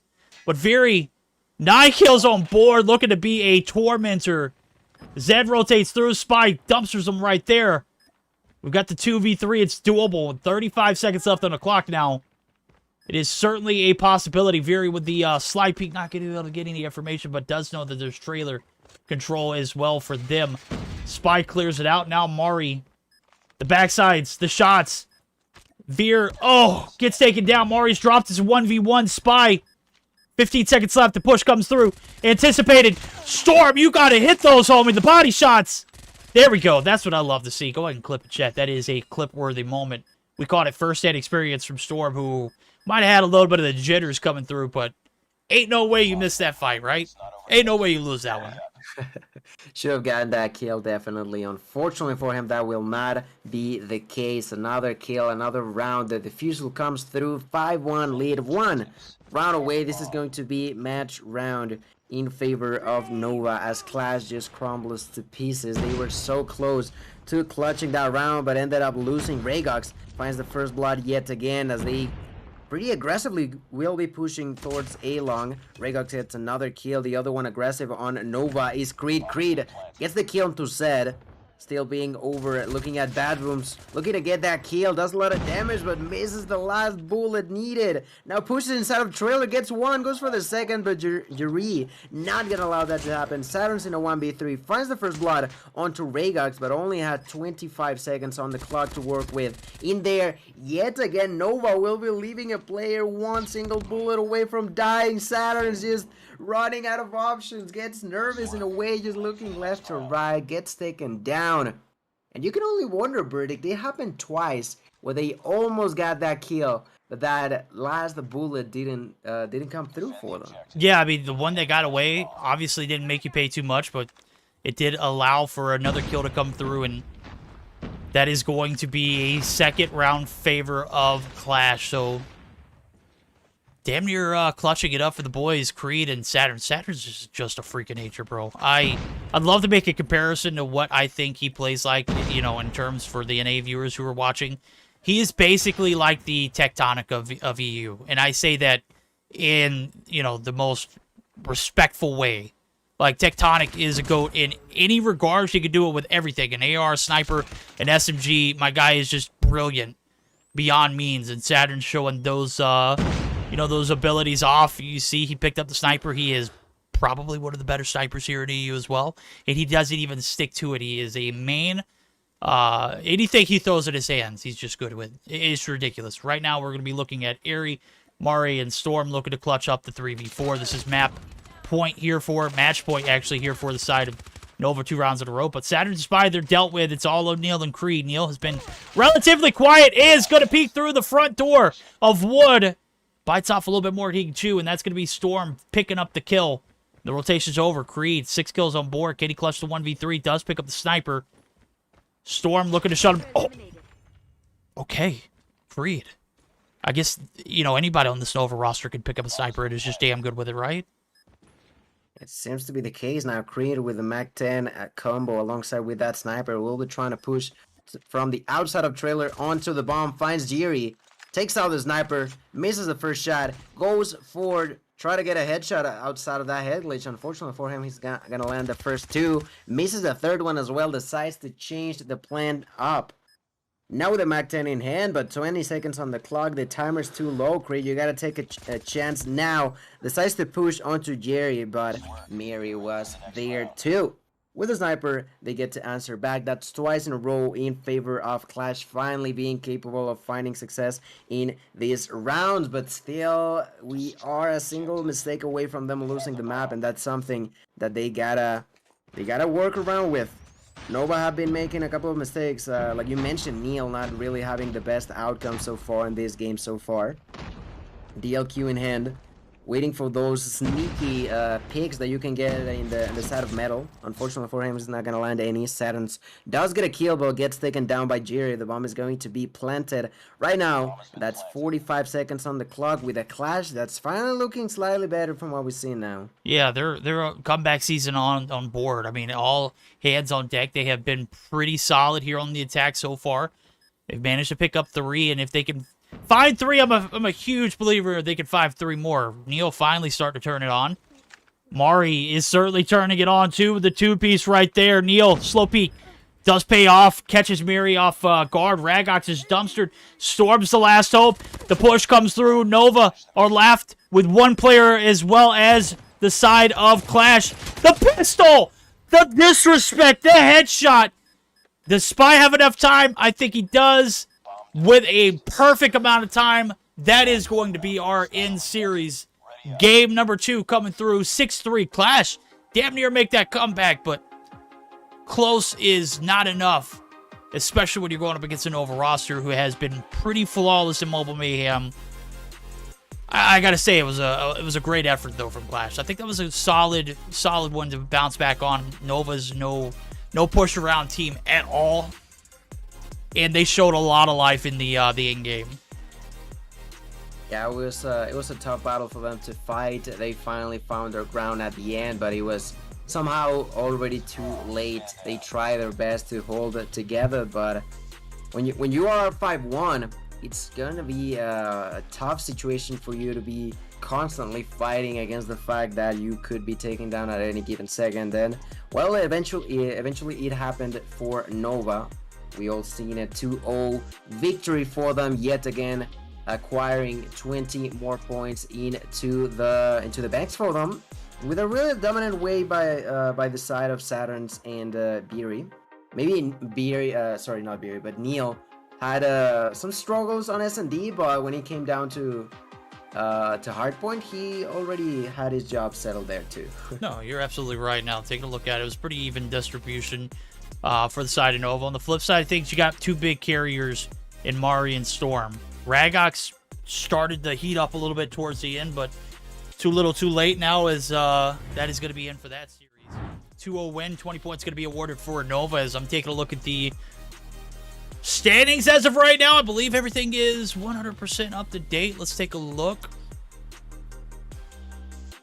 Yep, there we go. We've got it. Standings. Nova Esports is going to be on top for a moment now, as 75 points is going to be where they're at. Nova, first place team for now. Animus, they're on deck. 60 points, looking to get back into the driver's seat, the first place slot. Obviously, first or second, it doesn't matter. As long as you secure one of those 2 seeds, you have yourself a bye for the playoffs, as well as, you know, the opportunity to, you know, kind of sit back and watch and see how everybody's doing. So, EuroElite, they are a qualifying team. They're still sitting right there with 60 points as well, too. So, if you're just now joining as well, we have taken a look at the results from the day. 2-1 win from EuroElite, and they take 15 and 5 are going to be awarded to FN420. Qlash, pretty solid games indeed. Just not enough to take down the champs, the returning champs indeed, Nova Esports. And that leads us to our third series of the night. So we're going to get geared up for that and more. If we can get this one in before, well, it doesn't look like we're going to be able to see our fourth matchup of the night is Anarchy and Lux.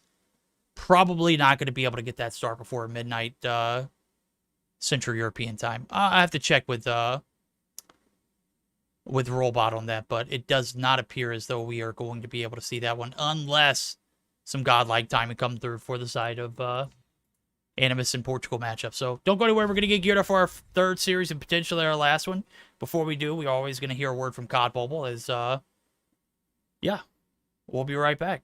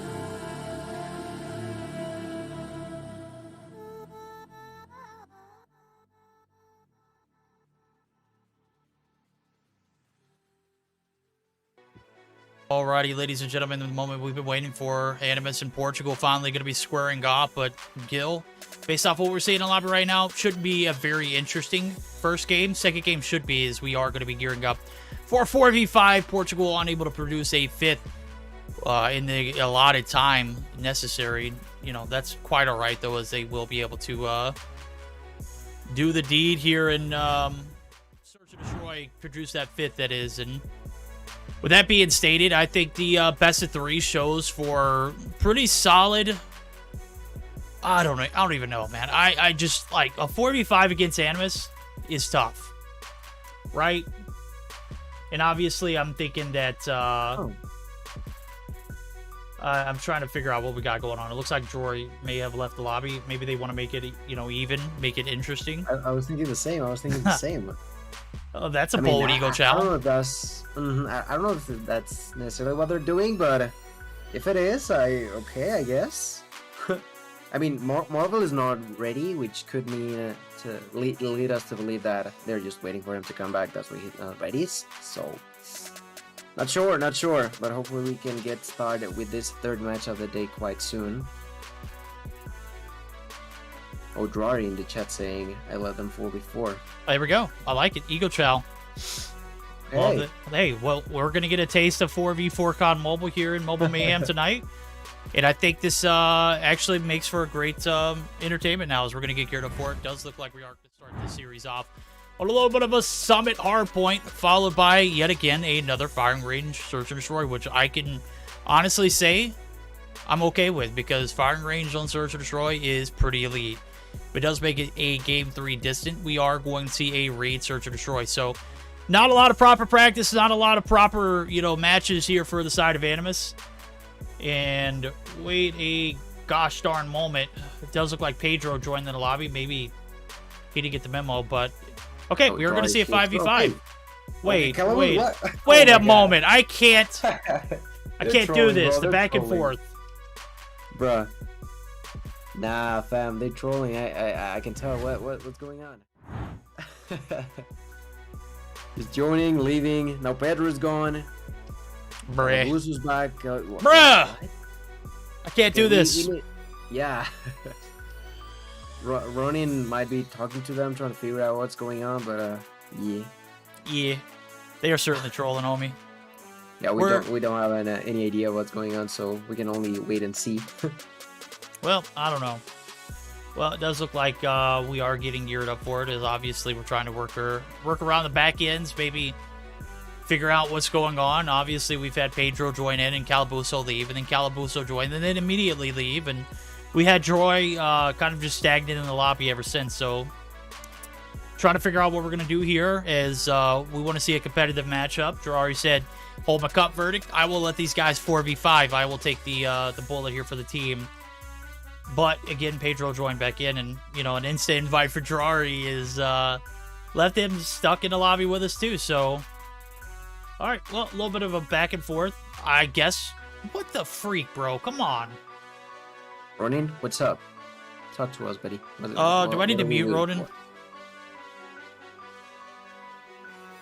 All right, well, he's not. Is he in VC? Oh, they said okay. Pedro is playing. Okay. All right, they're gonna let the 5v5 happen. There we go. Good deal.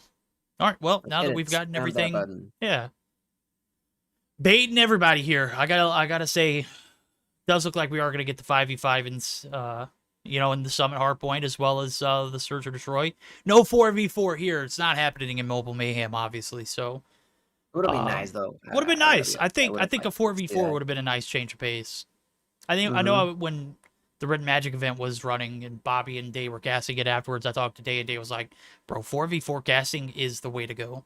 It is the only move. 5v5 is so hectic and chaotic, but players are so like dead set on keeping 5v5. Yeah. Yeah.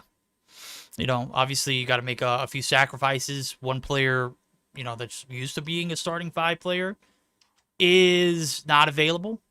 That's a sub player if we go to a 4v4 format. But that's not our decision to make. Obviously, that's COD Mobile. So we're here for the action, and the action has led us to a Game 1 Summit, as we are going to go ahead and spawn in. We're going to be on board with Torres off the bat. I think we're gonna flip sides, and I think we're gonna give the shine to Grizz off the bat because he's got an R9, and we know the Hopper is certainly going to put some hops in a few of these players, but is Calabuso going to be the one that pops off? So we flipped, we flopped. We've been in Grizz's perspective, and now I think we're going to settle with Calabuso off the bat. Alright, well, Calabuso with his Mac 10 going to be immediately pushing towards enemy's territory.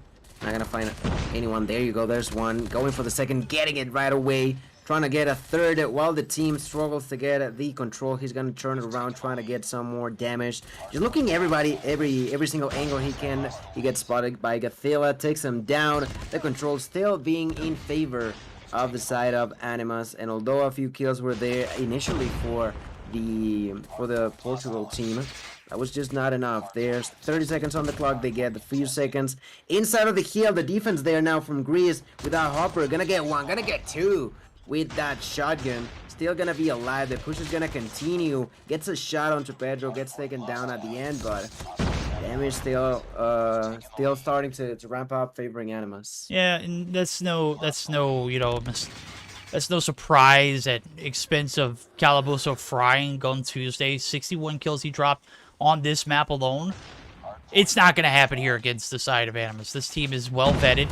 They have played way too well to allow one player to make a huge difference. And the Hardpoint, the objective, it's going to be firm. It's going to be a 38-4 advantage. And, you know, a good team like Animus will expose a team like Portugal for being one-sided. And there goes the body shots already. Drari 8 deep. He says, I can do it too, homie. Is going to get the break there on the P2 site and rocking and rolling. The griefing is continuing. Calabuso going to be nerfed. Probably is the case. Now, Geo going to be able to find the outskirts perimeter control, but the objective is just primarily in the favor of the side of Animus, and it has just not looked good from the rip here for the side of Portugal.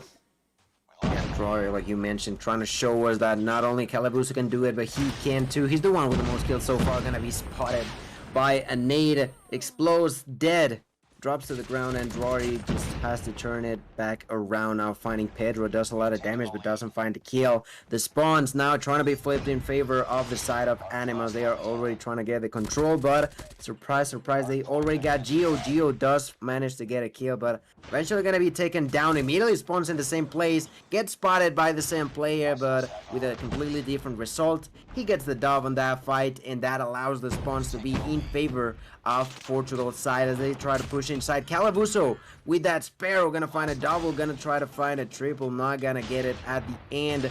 Although they had the spawns for about 20 seconds, Verdict couldn't find a way to break through, and now I'm looking at Grizz now with the Doof trying to defend. Gets spotted, but his allies continue to defend as well.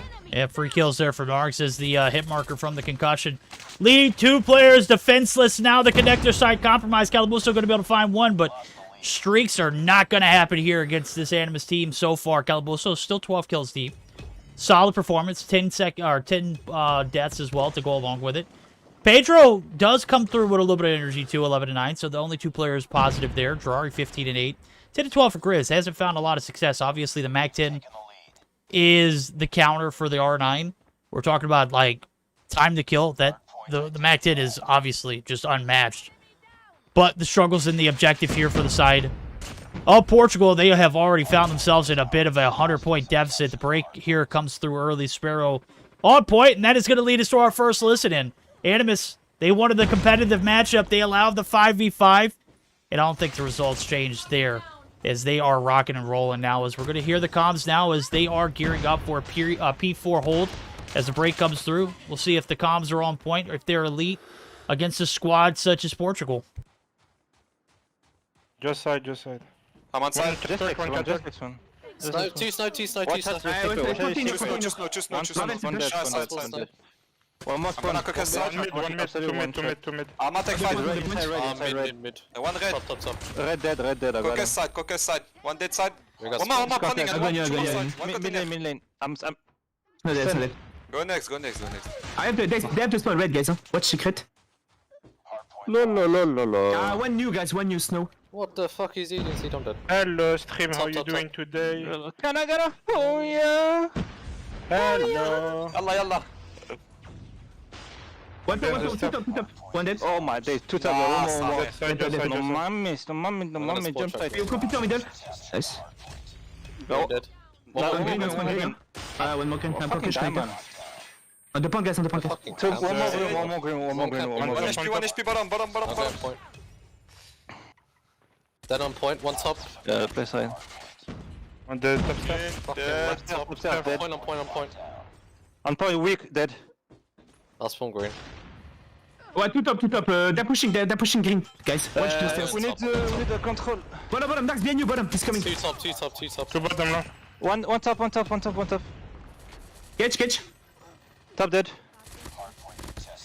Ah, two more. Low, guys, on the point. Low. Verdict, can you leave us alone, please, Verdict? Thank you. You're serious? We need some privacy.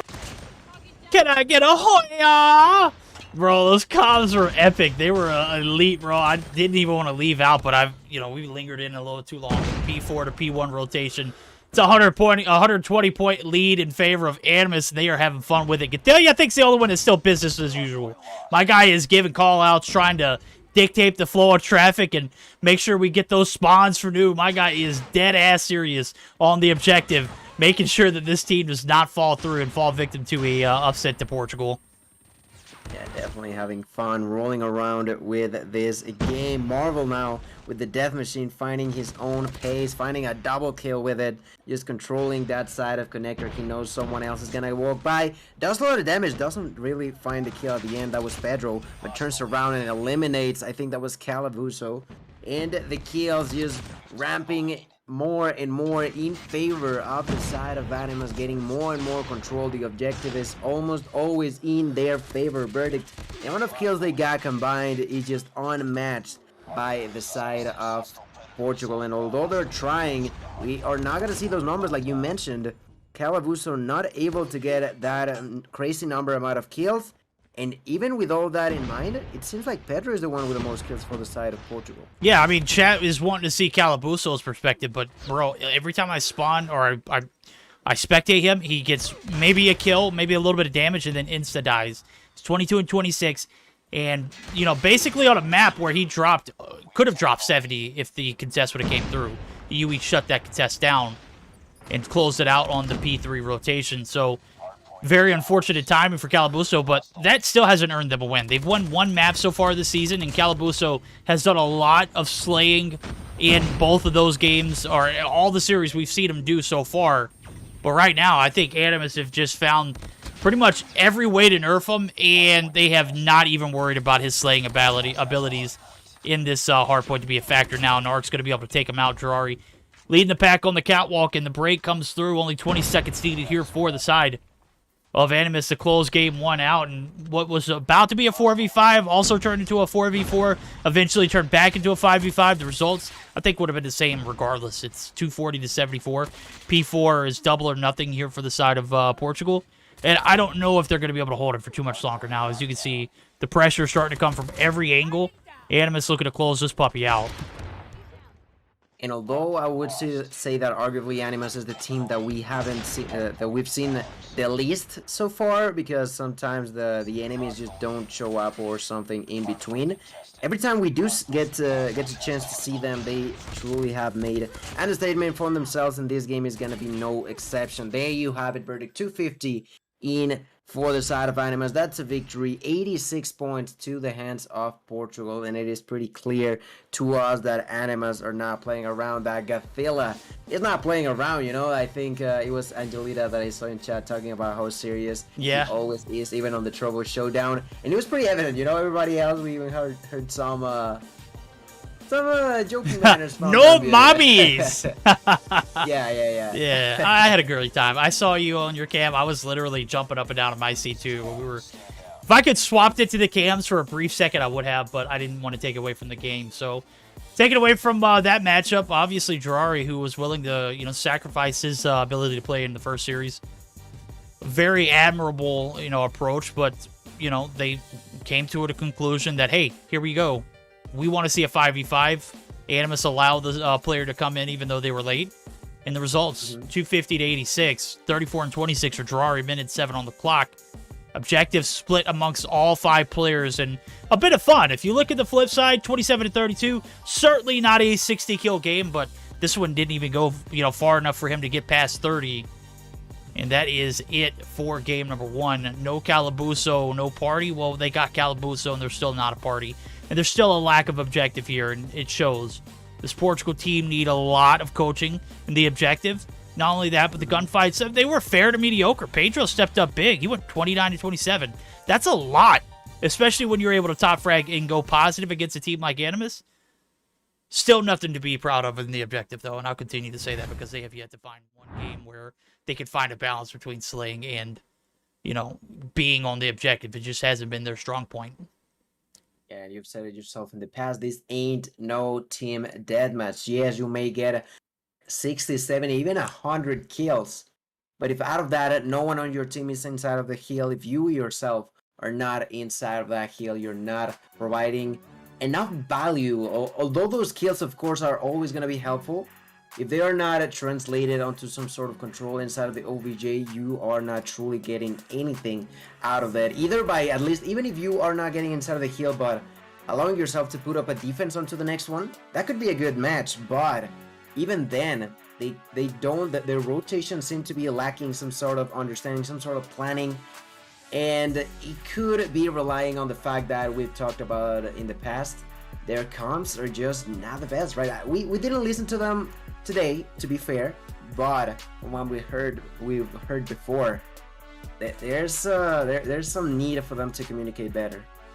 Communicate at all is probably a better way of phrasing that, because when we did the listen-ins on Tuesday, it was like we didn't hear anything. As a matter of fact, it was like not saying anything. Yeah, they didn't. I mean, we were literally in there for 10 seconds and I didn't hear a single word, but I heard the gameplay in the background. I'm like, damn, are these guys just not using? Are they not talking to each other at all? Are they not communicating at all? Is that what we're seeing here? And I think it was. I mean, we saw them in qualifiers. They don't use VCs, Discord for primary voice. They use in-game chat for voice. But the fact that we were able to hear the gameplay being played in the background let us know that they are absolutely, we have the ability to hear them. We just couldn't hear them because they weren't saying anything.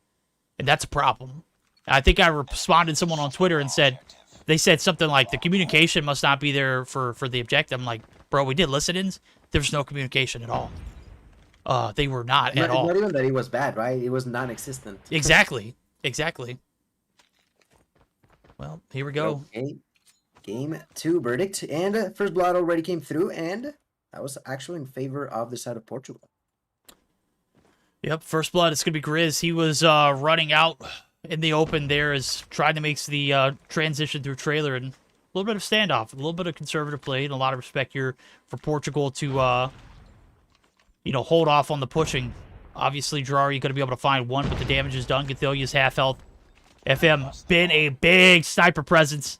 2 kills on board already. And the bomb's down, and only one player is left. It's going to be Narcs. Can he clutch it up for the boys? 1v4 style. Doesn't have a single kill on board, and now the push up top. Pedro, I think he does not know where Narcs is, but it's only a matter of time before everyone kind of collapses in. Torres going to be able to get through. Nice trigger discipline there from Narcs. Is going to be able to catch that one off guard. Here comes the callouts. If they're even there, we'll find out in real time as Pedro has an idea, as I think he heard the shots, but I think maybe the callouts did come through, but they were certainly not the kind of callouts that would indicate that player was right behind Pedro. Clueless to be fair. Sorry, what did you say? Kind of clueless. It probably could be the time, though. He's still trying to go get some control over the bomb. He's going to be getting it right now, allowing the enemies to know where he's at. They're coming from behind. Get the one. Oh, my God. If he would have clutched that verdict. Oh, my. If he would have clutched that one up. That was certainly close for the side of Narcs. But now, you cannot rely on a single player, right? The fact that they just couldn't get too much control, too much done over the beginning of that round was certainly favoring the Portugal team. And as we begin round 2, the defense from Geo is going to be completely shut down by Grizz. Grizz, yet again, going to be playing with this Hopper. now looking to be inside of the side of trailer. The bomb is going to be planted, and that will be 40 seconds on the clock. Marvel finds the snipe onto FM. Narc gets another kill onto Pedro. Calavuso and Torres are going to be left alone. Calavuso would be the one to be spotted first. It's taken down, only a 1v5. Torres does get 1 kill. He knows that they're going to be chasing after. That's why he turns around, takes the kill onto Drory, tries to get some more, does get a few bullets, but that MAC-10 is not going to have the same value at that distance. But you know what it does? It's a sniper by Narcs, and that's a shot for him. And a round in favor of Animus, evening numbers out. And I do get a mention verdict. Narcs, 6 kills for him. 6 kills on board for Narcs. He picked up, what was that, 4? No, 3 in the first round. So three apiece for each round. Marvel, he's going to get outshined. He get a chance to do the 1v1 sniper challenge, the tourney that Ferg held. Obviously, 2 players from this Animus roster took home a fair chunk of change, winning first place. Narcs is one of them, the sniper champion of the 1v1 tournament himself. Marvel said he didn't get there in time in order to... Oh, the point blank almost catches Calabusa, but MAC-10 definitely prevails in, situations where you don't hit your shots. Marvel looking to do so, though. And, oh, baby! Oh, my God, these shots. Verdict. I mean, like, listen. If Marvel had gotten it in, or if Marvel had gotten in, it would have been Marvel and Narcs in the finals, and I don't think anybody could have told me any differently. I have a lot of respect for Jesus. I mean, he saves pretty much every team he joins, but that wasn't a team affair. This is the best of best solo. And Marvel and Narcs, they are freaks of nature. Look at that. God damn, son. what a freak, bro. That was almost the same thing we saw from Narcs, but Marvel was capable of actually doing it. No disrespect to Narcs, but, you know, those shots were pretty clean as well. Like, you said it yourself. It would have been almost unmatched for anyone in that tournament. FN does gonna find the first blood. The sniper fest between each team is just insane. First blood yet again, like I mentioned, in favor of Portugal. Calavuso gonna find that kill onto the side of Greece. And looking at the overall standings of people on the map, it seems like the defense looking quite alright by Portugal players. Oh, you're absolutely right. You can see it. It's 2 players left. FM. He was a demon on Crossfire right now. He's getting to display his skills here in fire range. 5 kills on board. Does find 1 more, and there it is, the 1v1 here. Marvel looking for the push up. It's anything but a 1v1. Let's be real. There's 4 players right next to FM. There's only 1 player left alive here with Gathelia. Having the backs here. The street looking to get paved towards this A-bomb site. FM looking to shut the push down. The hit marker, the nade. The trophy's there. What happened? What is wrong? Trophies, why? Why are you selling? The rotation's through. Gathelia is going to be able to stay alive, but there's only 50 seconds left on the clock, and there's 3 players right in his face. 1 kind of in armory, 1 right there directly on the bomb head glitch. Oh, you got to hit those, Gathelia. Got to hit those. Nonetheless, shots come through, and it is the 1v3, 35 seconds on the clock. Not a chance, right? I would say so, not a chance. 30 seconds, like you mentioned. They are still gonna be there. He does get some shots out. The grenade damage was low, but Torres was there to shut him down. That's 2 rounds that, whenever we see Portugal with that amount of startup kills, they gotta clutch those for themselves. So we're gonna be even, 2 for each side. Last round for them to be on the offensive role for the side of Animus, and they are extremely confident on pushing over at B. FN gonna answer back with the first snipe, then we're gonna have Torres with a MAC-10. Pedro gets taken down. They're still trying to continue with that. FN gets a double. Torres gets a kill. There is Gathelia getting taken down, and Drory in a 1v4. Yet again, we see the same results for the Portugal players. They put up a defense insane level there. Drory does get the kill onto FM and immediately tries to push for more. Gets the intel, but there was a nade over there, so decides not to push quite then. Now gonna be walking slowly but surely in there. Turns around, goes for the kill, takes it onto Geo, receives a lot of damage. That's why he's hiding.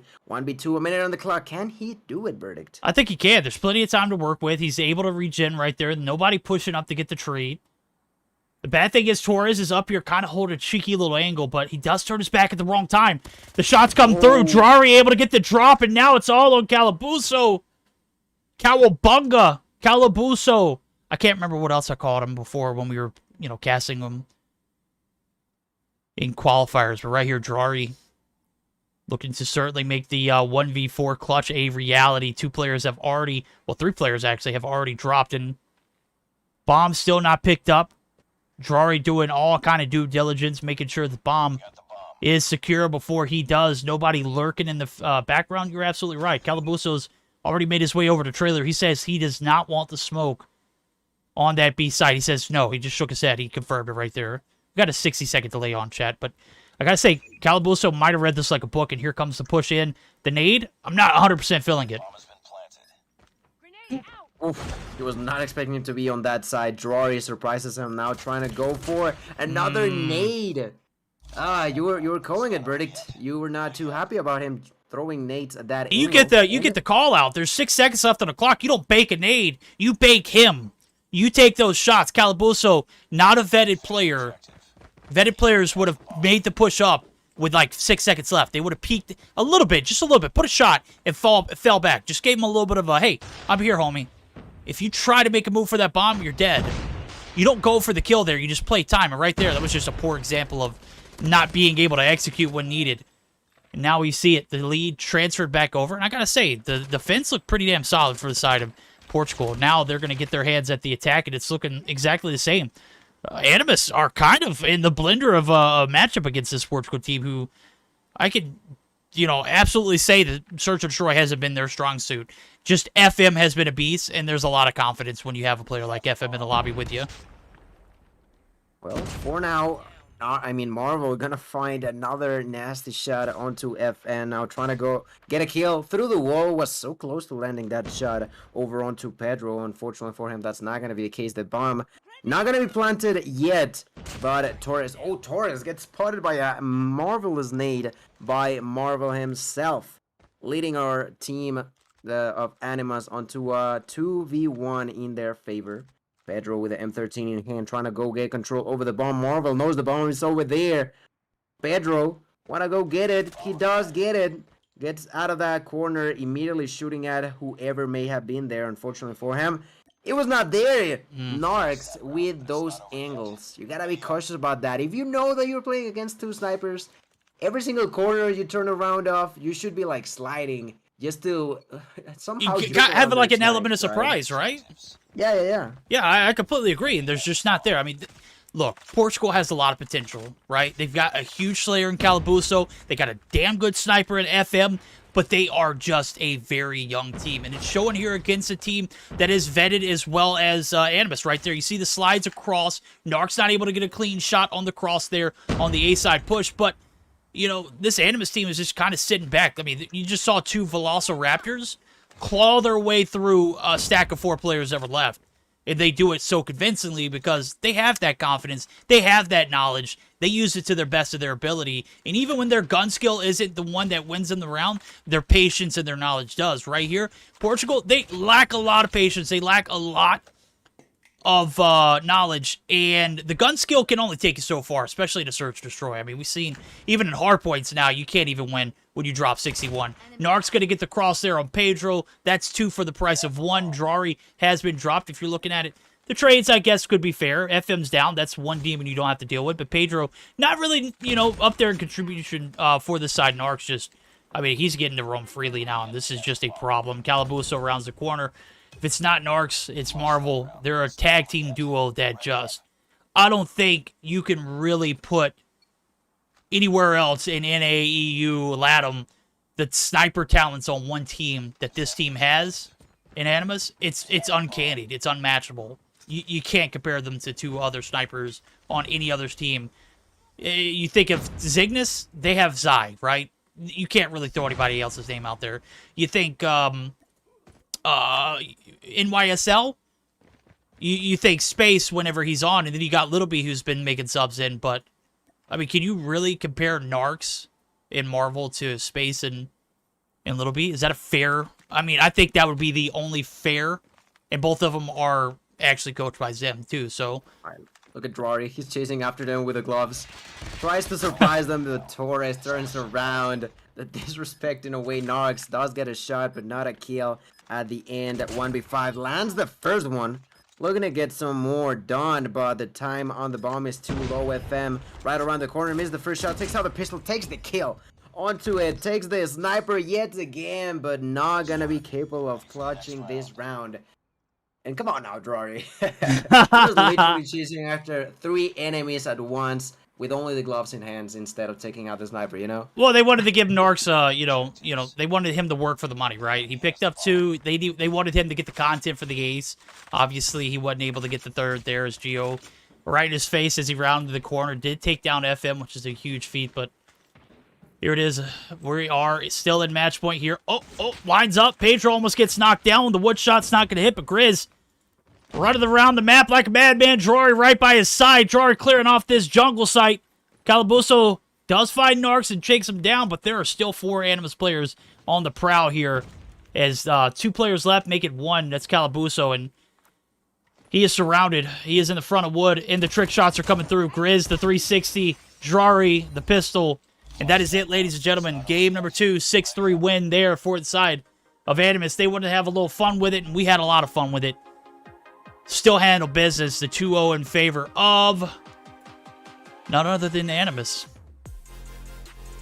Going right into their pockets. A good and clean 2-0 victory.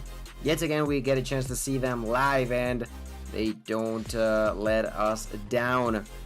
MVP of that game ended up being Drory with 11. You also got Narcs with 12, Marvel with 8, Athila and Grizz with 4 and 3 respectively, which is not necessarily too bad.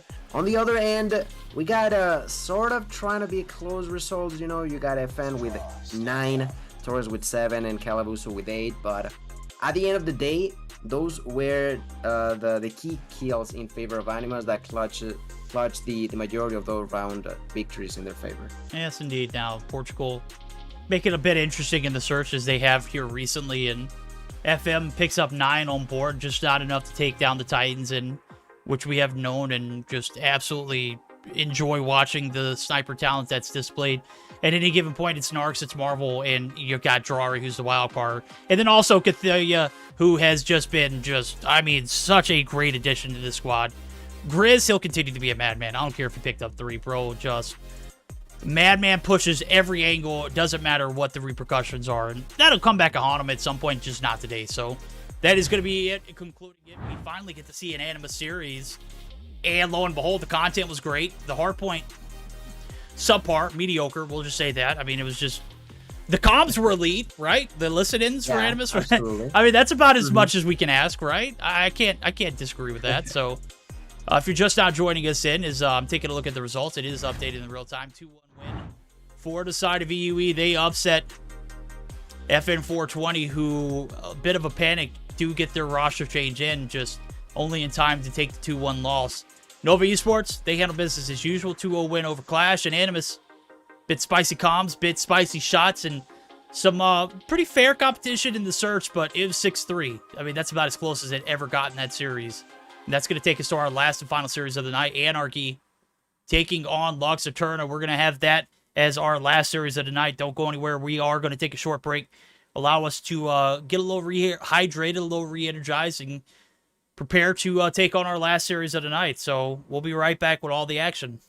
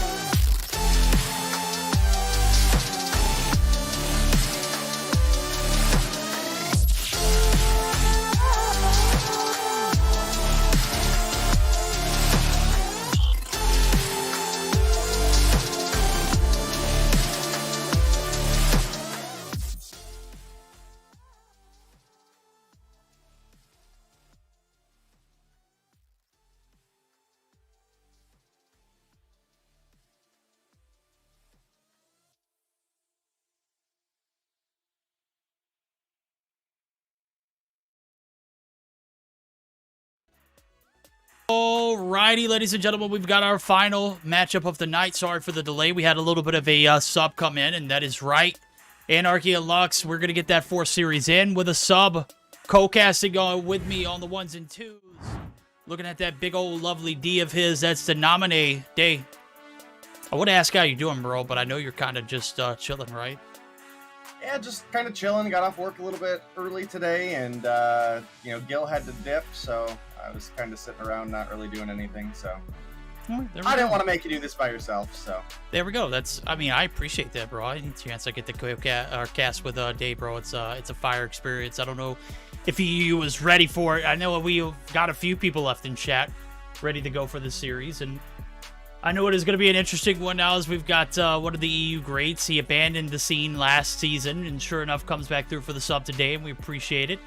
He didn't abandon it, chat. I'm just, you know, I love throwing shade at Day any chance I get, right? Day has a job and cannot make it on Tuesdays and Thursdays as normally expected, but nonetheless, he's here for the action now as we're in the little bit of the end of the day. It's going to be the best of 3, Anarchy, Lux. Hardpoint firing range start us off. Standoff, search and destroy for game number 2. I've taken a look at it, see if my eyes serve me correctly. It is going to be a game 3 decider if it does make it the distance. A raid, search and destroy. Day, do you know much about these teams? Yeah, I watch EU pretty regularly. Even when I'm at work, I pop my headphones in and I get to listen. So yeah, I'm here for it. Here we go. Well, there we go. I'm here for it as well. As you said, you've watched the EU streams, but I'm looking in chat, bro, and I don't think I have any watch time from you. Is that correct? All right, 0 minutes watching the channel? That is correct. I don't know. I can't support you on my main account. I have to support you on my. He has an alt account, chat. How believable is this? It's not. My guy has 0 watch time in my channel, and he's talking about some. I'm watching you still regularly. Well, prove it, homie. I always have your channel open. Get out of here. Get out of here. They said if I have one viewer, it's him. If I have 1 million viewers, it's probably him. 999,000. No, if you got 1 million, it's not gonna be me. What? You wouldn't support me in my 1 million viewer journey? Nope. Well, one day we'll see. We'll see how it happens. Yo, if you were 2 followers short, when 1 person follows, I would unfollow. You're a bastard. This is why we don't co-cast EU anymore, chat. It's not because Day has a job, it's because we don't get along, ever. I can't say that with a straight face. Obviously, we are best of friends, and best of 3 has been ran. It is leading us to a hardpoint firing range, as we're going to go ahead and jump right into it now, as we've wasted enough time bantering back and forth, but certainly going to let the action prevail now, as this is the first time we've got the Seed 4 series since the beginning of April. Ever. Yeah, ever. For EU. Ever. All right, well, getting on into it, we've got Lux. And they are up against a incredibly strong roster of Anarchy. We'll have to see who's going to come out on top this time around. I think fan favorites to win this one would probably have to be Anarchy. But Lux, obviously, they're a team that has found their groove here and there, right? I mean, not full-on success yet, but certainly looking like they have some possibilities, right? So I'm excited for it. I'm hoping we get a good performance out of them here today.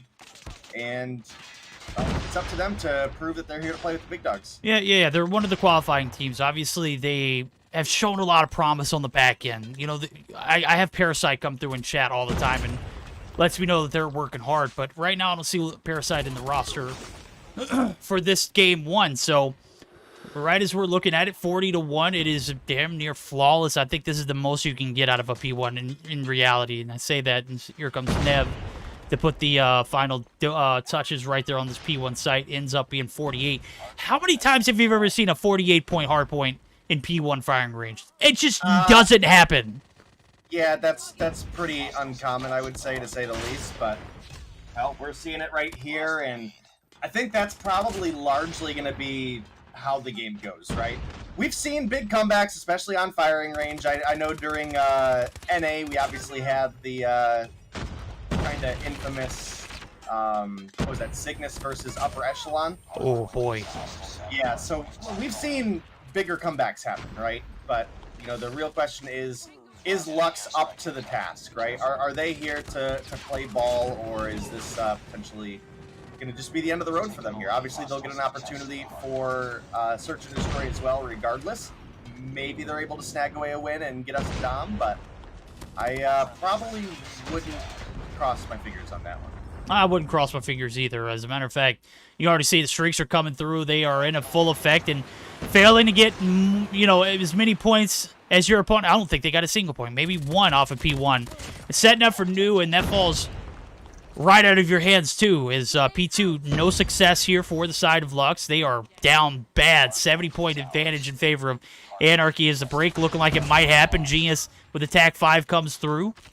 The break is going to come through for the side of Anarchy, and they are just locked and loaded. Full focus on the objective.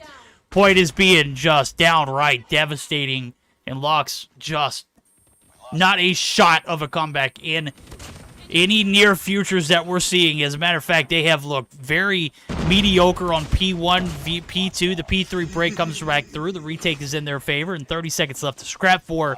They're going to need every bit of this for me to be convinced.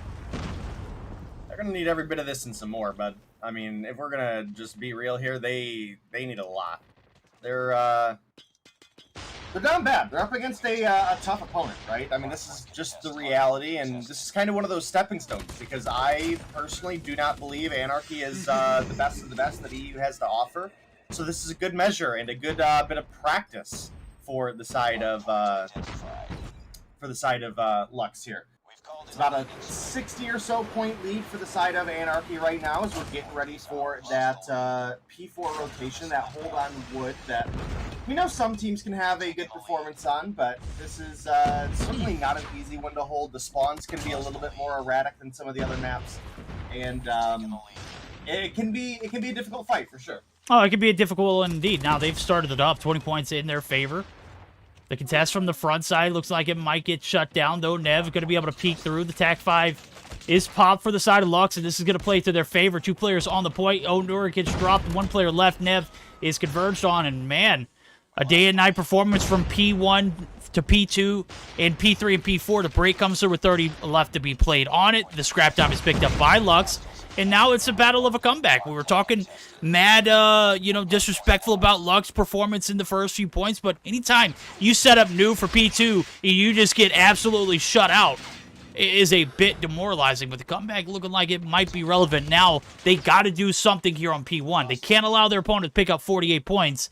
And now that I'm thinking about it, now is probably better than never. We'll see how those comms sound for Lux as we're going to join in for their VC listen-ins. Give them a chance to sound... 45 verdict.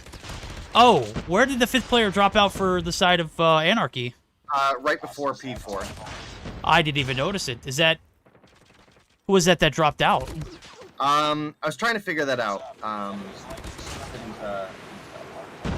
Onur's here. Rasmos here. Nope, Rasmos is gone. Rasmos was the carry, bro. Yeah, okay. So Rasmos is gone. Oh, that's tough. Genius still picking up the piece. He was AFK man. during P3 and I did see that now that I thought about it, because I was watching the perspective of whoever was running the Predator missile, and they went locked in, loaded all on Rasmo, who was just standing still. I thought he was operating his score streak, and Jesus, that's tough.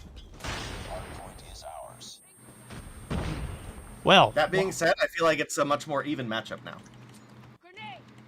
That is so disrespectful. Do you agree with that? That is. Would you agree with that, though? No, I don't. It's Hardpoint. Even though Anarchy is pretty solid, 4v5 is never favorable. But they've got the lead, and I guess you might be right. But I just, oh man, that's I don't know if I could agree with that just for the sanctity of Lux.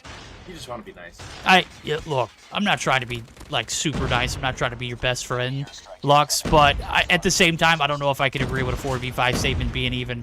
The break looks like it might be able to come through now as Genius is going to buckle up for a push. But he's got a cluster strike on the point and an annihilator in his hand. This conflict of interest. And it does look like Genius is going to be able to keep the players from Lux out of the objective, but they're not going to be able to capitalize fully on the break. 25 seconds left. Do we do listen-ins at this moment? Let's go with Lux. All right, let's do it. One more. One trailer. Take it long. Go long. One trailer. One minute. I'm focus. One is... Min. In your No, rock. mátalo, bro. P1. One trailer door, in the door mid. Nice. P1 there, P1 there. Wait. One shot. Point. No, this machine. Dead. One more. Two inside. There's one shot. Mid.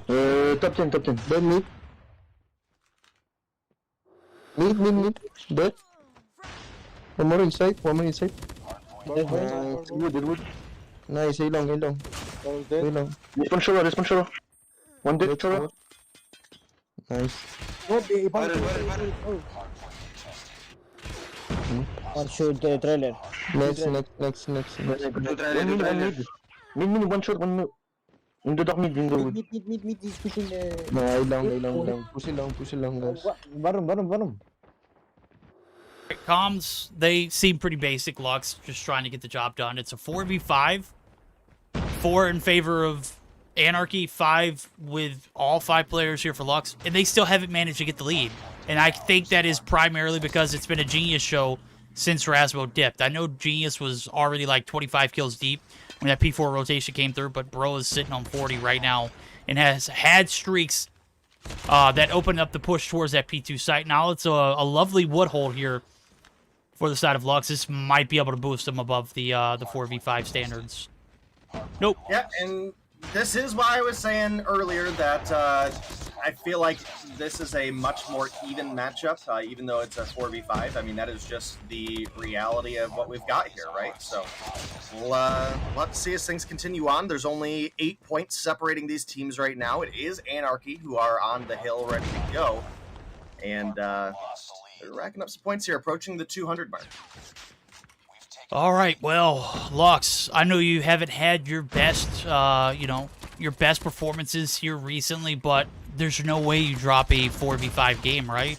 There's no way that the Anarchy come through and they're only 49 points in. I think, even with it being a 4v5, I think it's a fair chance that we do a listen-in with Anarchy, see if they can close it out now as they have the lead. They're not looking to hand it over easy as P1's out in the open, and we'll see how the comms sound now as they may have lost out on a player, but they are still giving Lux a run for their money.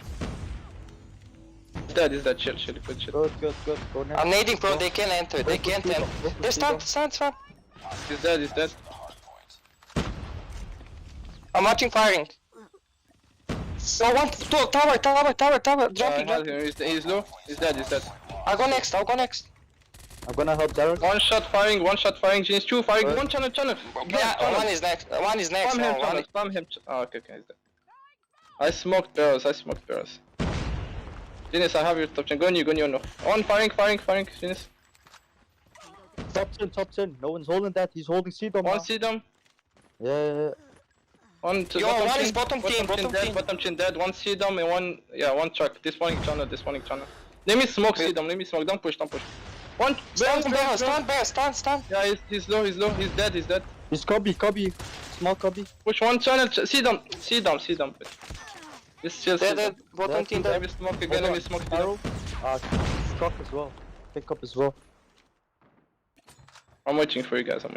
Yeah, wait for me. I'm gonna try to make a play. One is copy. Dead inside. Dead, another one inside. One shot inside. No one Cubby. Dead inside. Come on, go in. One shot. Head inside. Let's go. This morning, they're going A long from A barrels. Yeah. Bears. Yo, behind. One firing low, one shot, bottom chin. Go near. One is hop up. Yeah, Go near. And he can't huge. Jumping point. Go Stay near, alone, go near. Why jumping? Firing low, sandbags now, one tap. Sandbags, one tap. Yeah. All right, 8 points separate Anarchy from a 4v5 win over Lux, and we're talking about being down bad, homie. They have not had the lead even with the 4v5 coming through early in the P3 rotation. Descartes is going to be able to get the break. Point is going to be in favor of Lux. Now it's going to be a 5-stack. We can see Guffey making the transition in. Love going to be caught on the inside out. Onora's dropped. The push is coming from every angle. Nev from the front side. Derox gets the kill. 2 points are needed. They're not going to be able to get it. Onor now going to be the last hope. 10 seconds here. Lux, they're going to be able to steal the win here, Dave.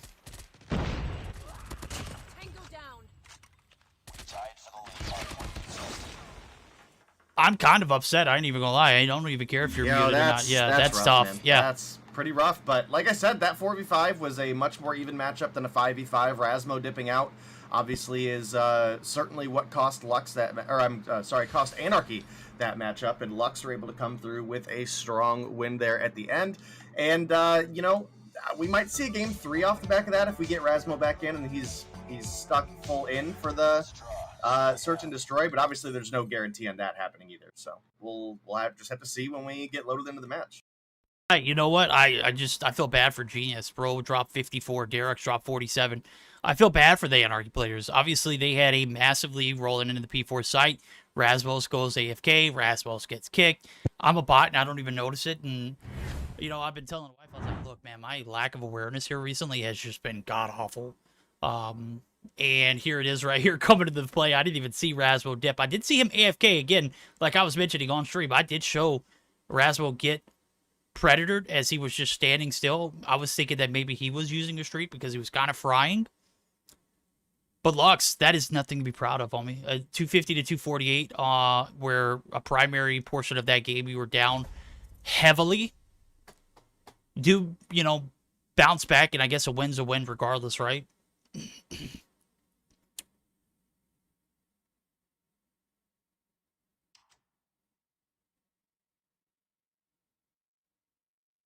Rip. We did just see one player bounce. Probably not the way they wanted to get points on the board, verdict. But at the end of the day, it is 5 points in the standings for them at minimum. There's obviously a possibility for 20 or maybe even 15, depending on how far this game goes and if they're able to come through with the overall win. But that is just super, super rough, man. That's so rough. It is indeed. Now as we're gearing up for it, is going to be Search or Destroy standoff. 3 times in a row we've seen Firing Range beat game number 2. This time around, we're going to get a little bit of a switch up just in time as Rasmos looks like he's good to go. Genius has bounced out. Maybe he's resetting his device. I'm not sure. Maybe something on the back end. Obviously, there's nothing wrong with his phone because he put up 54. And sure enough, does get to refresh and reconnect, and we're gearing up for it. So, ooh, boy, that was... All right, we're just not going to have a comment about it. Search and Destroy standoff.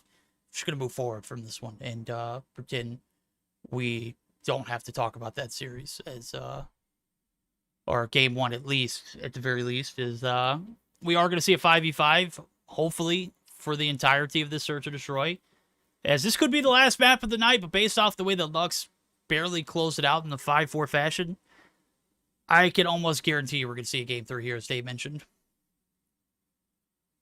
Yeah, certainly looking like it right now. I would fully expect, as long as Rasmo is able to stay connected, that Anarchy would, you know, be on board to win the Search and Destroy here. They were quite honestly dominating during the Hardpoint in the early stages, and then the disconnect happened, and you know, it's a little unfortunate, but hey, that's the reality, right? All players are responsible for their own connection, and you know, we're not gonna have a do-over because one player disconnected. Yeah, that wouldn't be fair to either teams, obviously.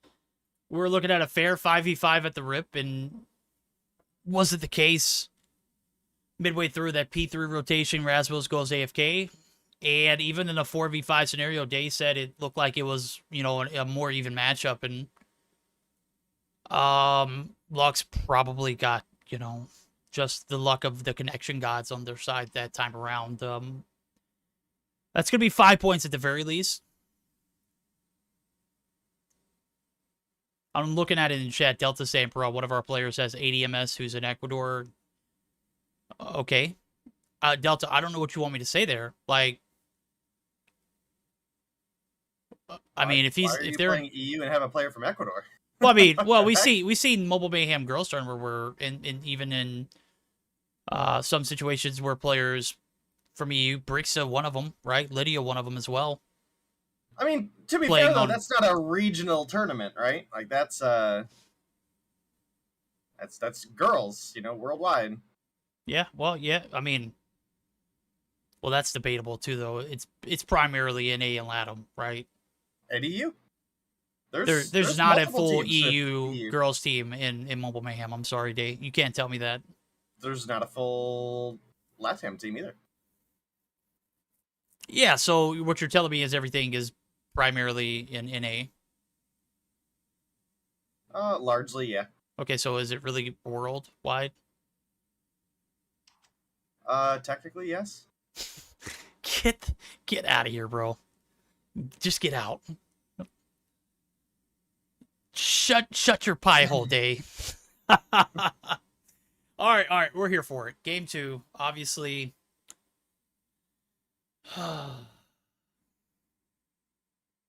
We're here.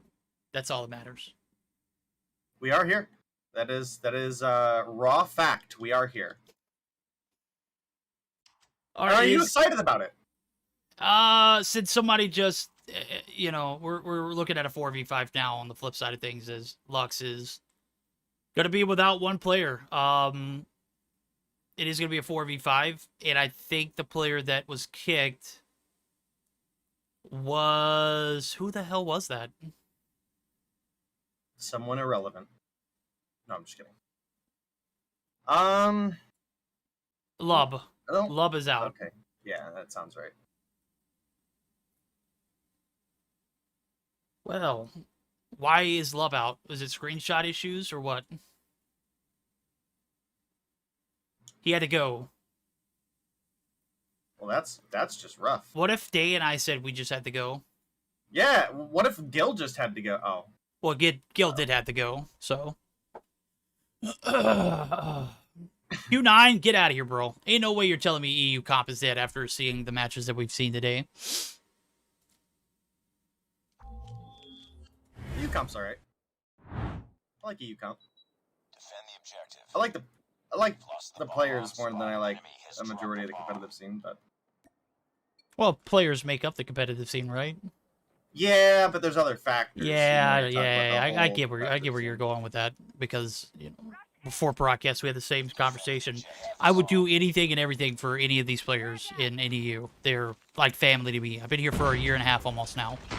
I say a year and a half. It's been a year and a few months. Guffey finding first blood. 4v4 now is the first favor, but Nev looking to take the advantage again. Senka. Big kill's coming through over door. Going to get the trades. 3v3. Nope. 2v3. 2v2. Push in. Bomb is in the hands of Darox. He's going to get the slide peek, but he is dumpstered to tell. The man with the plan. The shots that come along with it. The kilo. It ain't the demon song, but it is a demon in his hand. G's going to be able to finally take him down. It's a 1v1 day. Guffey and Genius. Who you think takes it?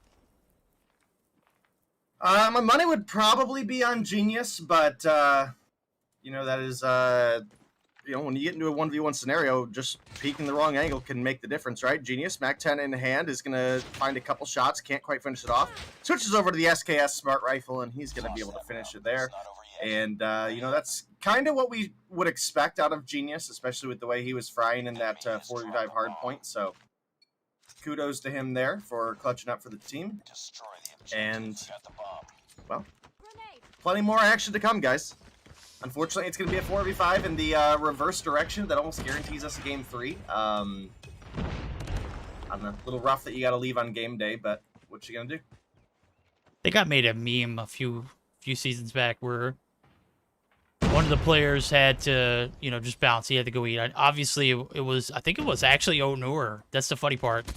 That Gallant roster that we had, you know, just absolutely praised and highlighted just was slowly crumbling and falling apart. And Onur was one of the players who had to bounce. He said he just had to go.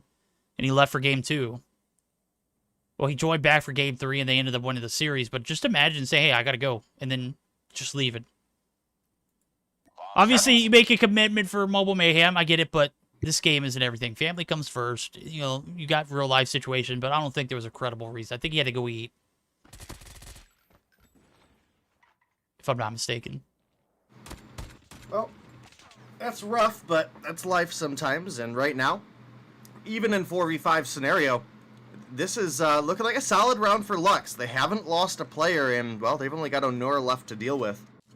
They have Bomb down at A. They have a general idea where he's at, and you can see they're just trying to watch those angles, and now with Onur rotating up top, there's plenty of people looking this direction, and sure enough, Daytel's going to pick that one up, and we actually have Lux tying things up 1-1. Look, chat, this has not been the weirdest day of MM. This has been a great day followed up by a game or match 4 catastrophe. This is why EU cannot have match 4s. We just can't have it. EU cannot have nice things. This is why EU can't have nice things. This is why we got an $1,100 prize pool instead of $3,000 like NA. That's right, $3,000 for NA, $1,100 for EU. EU. To be fair, NA has other, like, specific... Got sponsors. Yeah, I get it. Well, specific or not, it is Onur finding first blood. Dayker tests his luck on the back alley push. 3v4. Or 3v5, rather. Make that a 3v4 as Guffey has had Genius's number twice in a row now after that humiliating 1v1 where he just gets canned right on the outskirts of bottom blue. Finally able to get his revenge in the form of 2 rounds in a row, and might be another round here for the side of Lux if they play their cards right. Bad thing is, they don't really... Well, no, this is a good thing. The bomb's down, and they have exact sights on it, and that is going to be Derrux and Raswell. Well, Raswell's dropped tail flawless right here. Derrux shots through. Mid-box is completely controlled, but only 55 seconds left. Can he make some shake? Definitely a tall order to ask with the way Lux have been playing this search and destroy. And, you know, sometimes this is just the nature of the beast, right? We have teams that are good at search and destroy. We have teams that are good at respawns. We have teams that are, you know, kind of pretty solid at both, right? Well, Lux right now looking like one of those teams that just excels in search. And, you know, that is at least a shining light for them, right? They're at least in a position where it looks like they have a good opportunity to pick up a win here. You know, they may have barely done it in the Hardpoint because of the 4v5 scenario, but if they're able to pick up a 4v5 search win against Anarchy, I would say you can't really complain about that too much. No, you really can. And are we going to see the same thing that we just saw in the Hardpoint where the team with 4 take the lead and maintain it all the way up to the end, and then the team with the 5 stack comes back from behind? And just overpop. God damn. Ew, come on. We got to get our act together, homies. You know what? I'm done. I'm not even trying to, you know, improve or give advice. We're just not in a position to do so. It doesn't matter. It just goes unnoticed right here. 4v4 style. First blood again. Onur's dropped. Important thing is, Genius is still alive. Genius is the undoubtedly one of the better players on the team for Anarchy and one of the bigger clutch players indeed. Now 2 kills on board. 2 rounds in a row he's been first blooded, and Guffey has been the primary reason for that. Guffey is going to get taken down, though, so not a factor. Detel and Cinca left it at 2v4s. Bomb is making its way slowly but surely over to the A site. And that minute 17. Oh, Daytel, big factor. Derek takes him down, though. Now it's all in Cinca. 1v3 style. Smoke's going to come out. Thought that was an A, because that would have been probably the play, but Smoke probably going to get wasted there.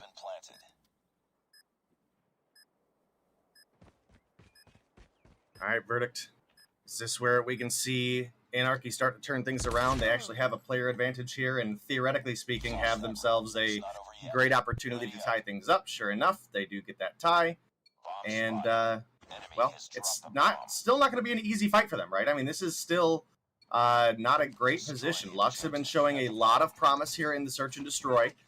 And that's something that we just have to continue to deal with here on the side of Anarchy. And, you know, again, you know Anarchy's not looking to go down in 2-0 fashion, but it's absolutely possible right now. Absolutely possible indeed now, is we are rolling right into it. This is the last round on the defense here for Lux. They've shown a lot of promise, even though it's a 4v5, and this would be a miracle if they win this 2-0, I'm going to be honest with you. Even though they have shown, you know, great promise here in the Search or Destroy, they're playing up against a team that has some pretty damn good Search and Destroy players on it as well. So No disconnect so far for Anarchy. Certainly gives me hopes, but Derek, you got to hit those. Does hit the second follow-up. Nev going to combine for another, and now it's all on the tell. Sides have turned. The advantage, the 5-stack, it prevails. 3-2 as we flip sides. And here we go. This is it. We're going to see a game 3 day.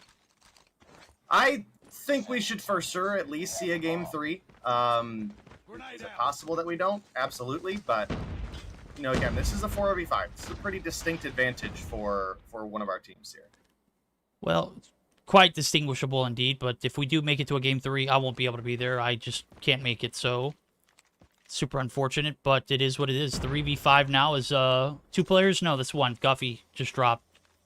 Lux, if you're just now joining in, Lux has opted to only play over 4v5 here as one of their players could not join in for our second match of the night. And, you know, it's kind of only fair, right? We had Rasmo who disconnected in game 1.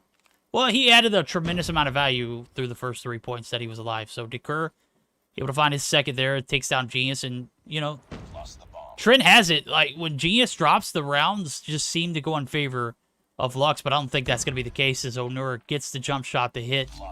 4v5, 4-2. Lux, they could taste victory right here in a 2-0 fashion. They could taste it. It is certainly doable. And you want to see a 4v5, it's got to be on Search. It can't be on Hardpoint. It can't be on any other game mode. I was going to say Dom, but we don't even see Dom anymore, so. Correct. Which I would say I'm a little thankful for. I don't think Dom is the most competitive mode. I like that COD Mobile is actively addressing a issue in the competitive scene, but at the same time, it's not.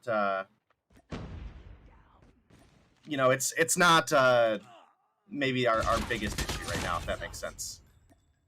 What do you say the biggest issue is?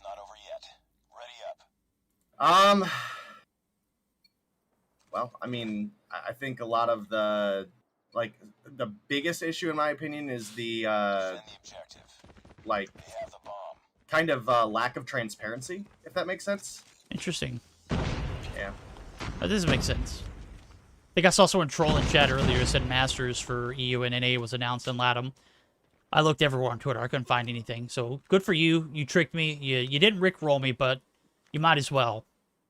As I was literally in between breaks looking on the mobile, or the COD Mobile Twitter just for any kind of information. First blood does come through. Raswell is going to drop. Onur is going to get the equalizer there. No, it's not. It's not equal. Just trades back and forth. 1 for 2, you would assume. Nev going to find 1 Genius. Going to get some Tyson Fury shots in. Rasmus left the game. Rasmus has left the game. We've got an even matchup day. Oh, God. Poor Anarchy. But it's only 1 player left, and this is map point. Yeah, but in general, that's not a great sign towards the rest of their season. And, well, it's not a good sign for the rest of our afternoon. Let's be fair. I don't care about the rest of their season. Right now, I'm caring about the rest of my evening. Yeah, this is tough, bro. I mean, good. This is chalk, homie.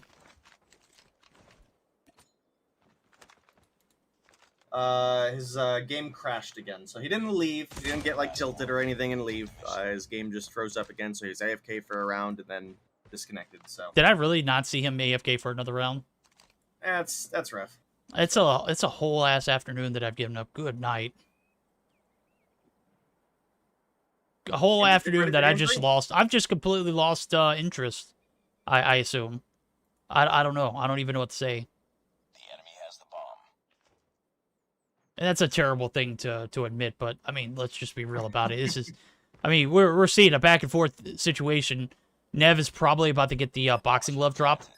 Misses, whiffs, doesn't miss the 3rd time around. Body shots come through. We're going to a game 3. It's one of the few weapons that has like that strong of a melee recovery because the in between attack cooldown is so low. So, he's able to snag it for the team. Pretty solid cleanup there, and that's a game 3 locked in. That's just terrible. Is it really terrible? No, it's not. Is it really terrible? Or are you glad that you get to cast more EU action? Oh, you're absolutely right, bro. I had to play some hype music just to keep me going as we are here for the thick of it. If it hasn't gotten thick enough, homie, here we go. Game 3. Last series of the night. We are going for it. Let's just make it a 4v4. Let's just say forget 5 players. Nobody is consistent with producing 5 players ever, right?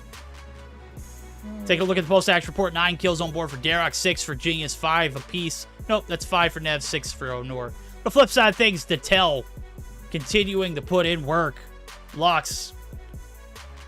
They're down to 4 players, but so is the side of Anarchy, and we don't know what's going to happen in game number 3, homie.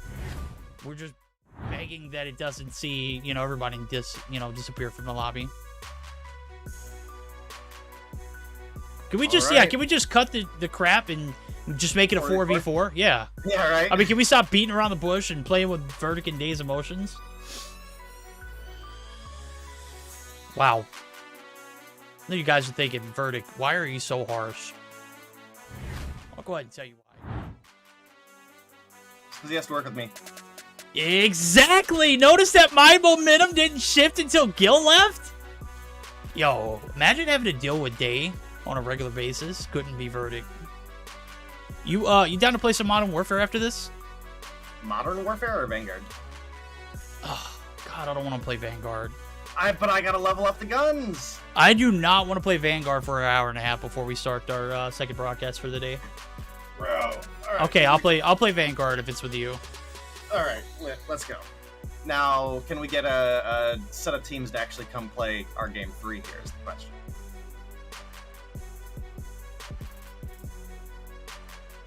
And I got a proposition.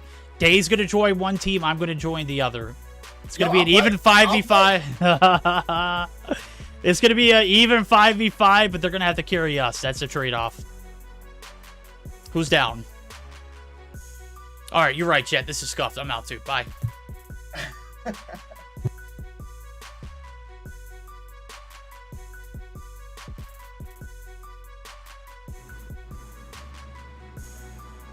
Chat, I would never leave you guys. I love you too much. I don't know if I'd say never. Day's right. I wouldn't say ever. Never, ever.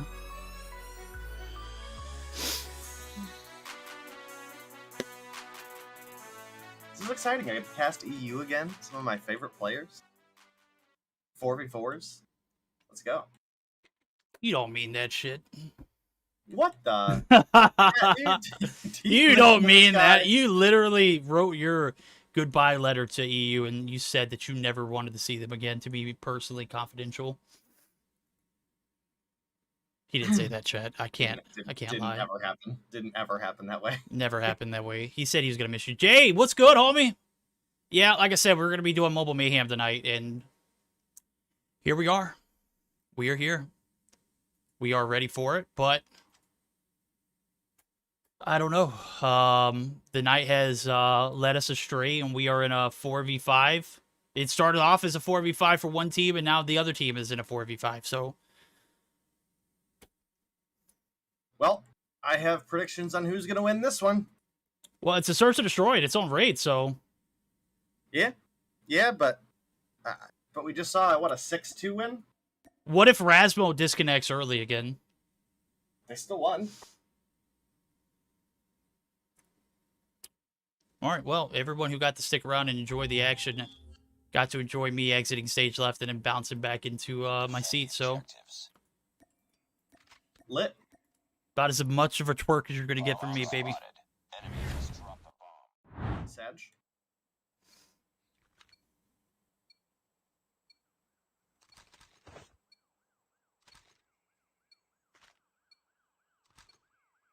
Destroy the objective. Bomb acquired. Did we just ASMR cast for the remainder of the day? Sure. Why not? Okay. What's the worst that can happen? Yeah, I mean, what's the worst that can happen here? It's a 4v4 right now, Dave. And we're literally whispering, homie. You're literally whispering. I am literally whispering. Sure enough. Guffey, good night. The shots. 2 for 1, make it 3 for 1. It's still a 2v1 scenario. Rasmus, he's not disconnecting this time around. The bomb has been planted. It is being defused. Sinka right under Rasmus's nose, and you can see the nade shot coming through. It is literally clicking in the background. Does not detonate. And the first round is in favor of the players with 4. Your Lux Aeterna. Defend the objective. They have the bomb. All right. Well, first round does go in favor of Lux, even with the disadvantage. And we'll have to see if they can keep it rolling. Doesn't look like it. Looks like they're kind of getting fried this round. 2 drop right off the bat. It's now a 5 versus 2. Bomb plant comes through as well for the side of Anarchy. Daytel's able to find 1, but Rasmo takes down Senka. Daytel does find 2. Can he find 3 more? Nope. No, he cannot. Nope, he cannot. He fires, sprays, prays, shots hit, shots missed. And there were 3 players left standing, and sure enough, that is going to be the ultimate factor here. It's a 4v5 to start off the rounds, everyone in which Lux are participating in, because one of their players couldn't play today. And Parasite, I don't know where Parasite is. Where? Somebody tell me where Parasite's at. He is usually almost always here, always. Even if he's not playing, he's in chat. And a majority of the time, he's playing. The freak. Lit. What did y'all do with my homie Parasite? Where's he at? Bomb spotted.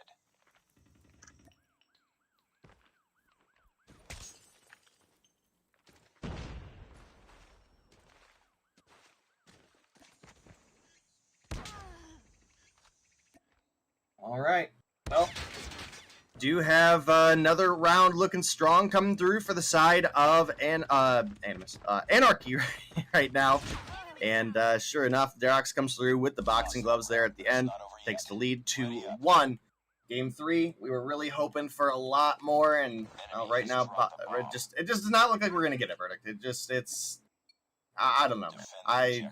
I would love to see this 5v5. You know, I was obviously hyping up Lux early on, saying that, you know, while I don't think they're up to the talent that Anarchy brings to the table, and while that has certainly been proven so far, I would have at least liked to be able to see them put up a good effort through and through. And, you know, they're putting up a good effort here right now. It's a 2-for-1 trade that even sings out. But how long can you really keep up the 4v5 is the question. Well, last time it was a 6-2 win. Right now, look like we might see at least 2 rounds go through for the side of Lux. Is Genius and Onora left to their own. The bomb's down, and it's in no man's land. It's all the way over in the driveway site. But it's a 2v2 now, as we see.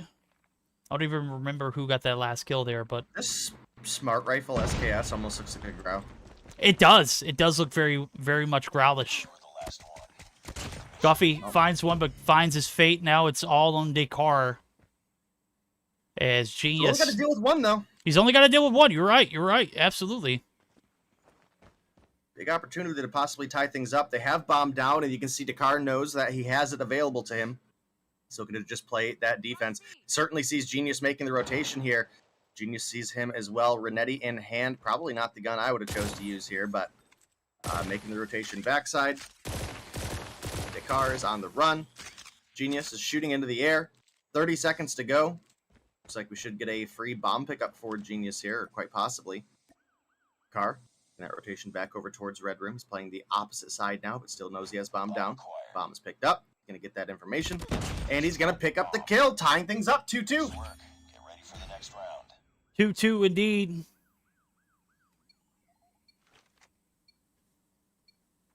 Lux, maybe looking for a better performance than we saw in this standoff. Search or destroy. Second time around, we're in raid for the search. Game 3 is a toss-up. EU is also a toss-up. We get 4 matches in one day. Well, guess what? We got a little bit of a chalked one here. 4v5, 2 games in a row, 3 games in a row. Good night. Rasmo is going to be able to clear the head glitch. The B-bomb site is looking compromised now as the rotation's over from Sinka. Guffey literally holding the kitchen site. Onura shuts down. Sinka on the rotation through. The transition not going to be successful. And Daytel might be getting trolled right here. Look at this. Well, that happens. That happens. Oh, so. God, Niv, I can't take you anywhere, homie. Lost that round, but it's not over yet.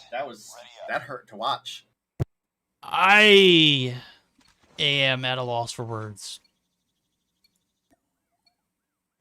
Yo, COD Mobile executions win. Win, please. Thank you.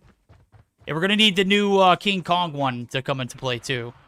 Oh because my god, that thing is disgusting. I cannot wait. Did you finally get to see it? No, I didn't, but I saw it one time before it got copyright striked. Oh, okay, so you did see it. I did see it one time. The I toss watched is that so like gross. 30 times, bro. Bro, I cannot wait to chuck people literally off a top peak. Off peak, yeah. Hey, get someone down on the top and just throw them all the way down the hill. All the way down yeah, and just, excited oh for it. man. Oh, I'm yeah. leaving the game if that ever happens to me. Just know that. I don't care what the case is. I'm leaving. It's going to happen. I can assure you it'll happen. I don't blame you, actually. I'm not even in the slightest. I don't blame you. Lost that round, but it's not over yet. Ready up. All right, 4-2. Well, Yeah. What game? I was trying to find the... This is a 4v5, homie. This is a 4v5. Oh. What are you going to eat for dinner tonight, Dave? I don't know, man. It's Thursday. I mean, I don't know. I'm sure you order something and you're going to tell me to hold down the fort while you go stuff your pie hole for a second or go pick up your food. Actually, you know what? I got more of my curry ramen ordered. Ooh. Yeah. Oh, that was so good, dude. It was so good. Good stuff. Okay, yeah, Lux. Can't complain about that too much, but either way, we do have a pretty intense game going on right now. Despite it being a 4 versus 5, this is a very, very close one here. Verdict. I mean, we're looking at a single round separates these two teams. Whether it is partly due to some trolling, well, that is up to you guys to decide. There was certainly some that didn't pay off for Anarchy, but well, they're pretty much clowning this round though. See it 4 stack right there. Directly on the A side, all 4 players holding the copy. Trolling? I don't know. They got trophies, so they're obviously wanting to stay alive. There is certainly some trolling going on, though. I'm gonna be honest with you here. There's no way you can look at. There's no way you can look at Nev that was trolling like that and say there's no trolling going on. Just there's no shot that you can even remotely say that. I don't know. It seems pretty. Hold up, that's the wife calling. Yeah, you gotta answer that one. All right, guys. Well, we're on match point for the side of Anarchy right now. Can they close things out and pick themselves up 15 points today? I would certainly assume so. And they've already found a pick this round thanks to Onur taking down Dakar. Now looking at a 5 versus 3. Can they continue to storm forward here? Certainly have high hopes for them to win here. If they lose a 4v5, I would... I'd be so very shocked, but, you know, what's she gonna do?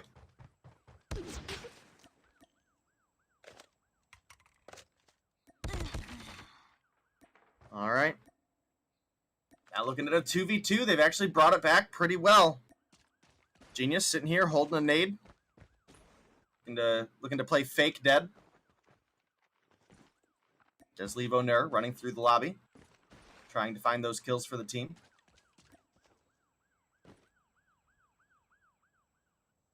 There's no way. There's no way they're just sitting here, right? Right? Well, free bomb plant's going to come through for the side of Lux. Genius. Are you here to play now? You are. Okay, cool. Welcome back, homie.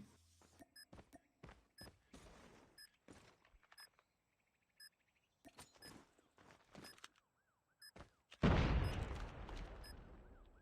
right, well, about to see Genius pick up a free one, I think, on to Guffey. Mac 10 in hand, looking for it. Maybe not as free as I thought, but does pick up the kill. It does leave Dakar, or actually Daytel, sorry, left alone in the 1 versus 2. Gonna find one, as Genius is spraying down a trophy system there that gives Onur a little bit of information. He rotates down right into the hands of Daytel, who picks up the 2-piece. And we're still in this game, Verdict. We're still here for it. All right, we're I'm back. still here for it. We're still here for it. I literally had to make sure everything was clear. We're having a house full tonight. The little niece is coming over. Wife was letting me know that she was coming through, so I had to charge the iPad for the girls. And we got my mom's dog over here, too, and he's a huge loaf. Right now, it's a 4v5, and there's a, you know, a lot of work here for Lux. Obviously, Anarchy on the backs of a little bit of, you know, kind of what we've been doing, just trolling and casting, right? I mean, last round was a little bit more solid. I heard you on the 1s and 2s. You sounded like you were ready for some master stage, you know, major events. Kept composure. No, definitely not me, bro. I'd lose interest too easily. I mean, imagine casting masters and you got a 4v5. All you gotta do is focus that tunnel vision onto your casting. You got There we go. this. Yeah. Well, Daytel going to be focused as 2 players found him right there on the pool site, and now it's all on to Dekur and Guffy. Guffy with 12 kills on board. He has certainly taken this one solid and has been a big performer here. Darux trying to evacuate the area.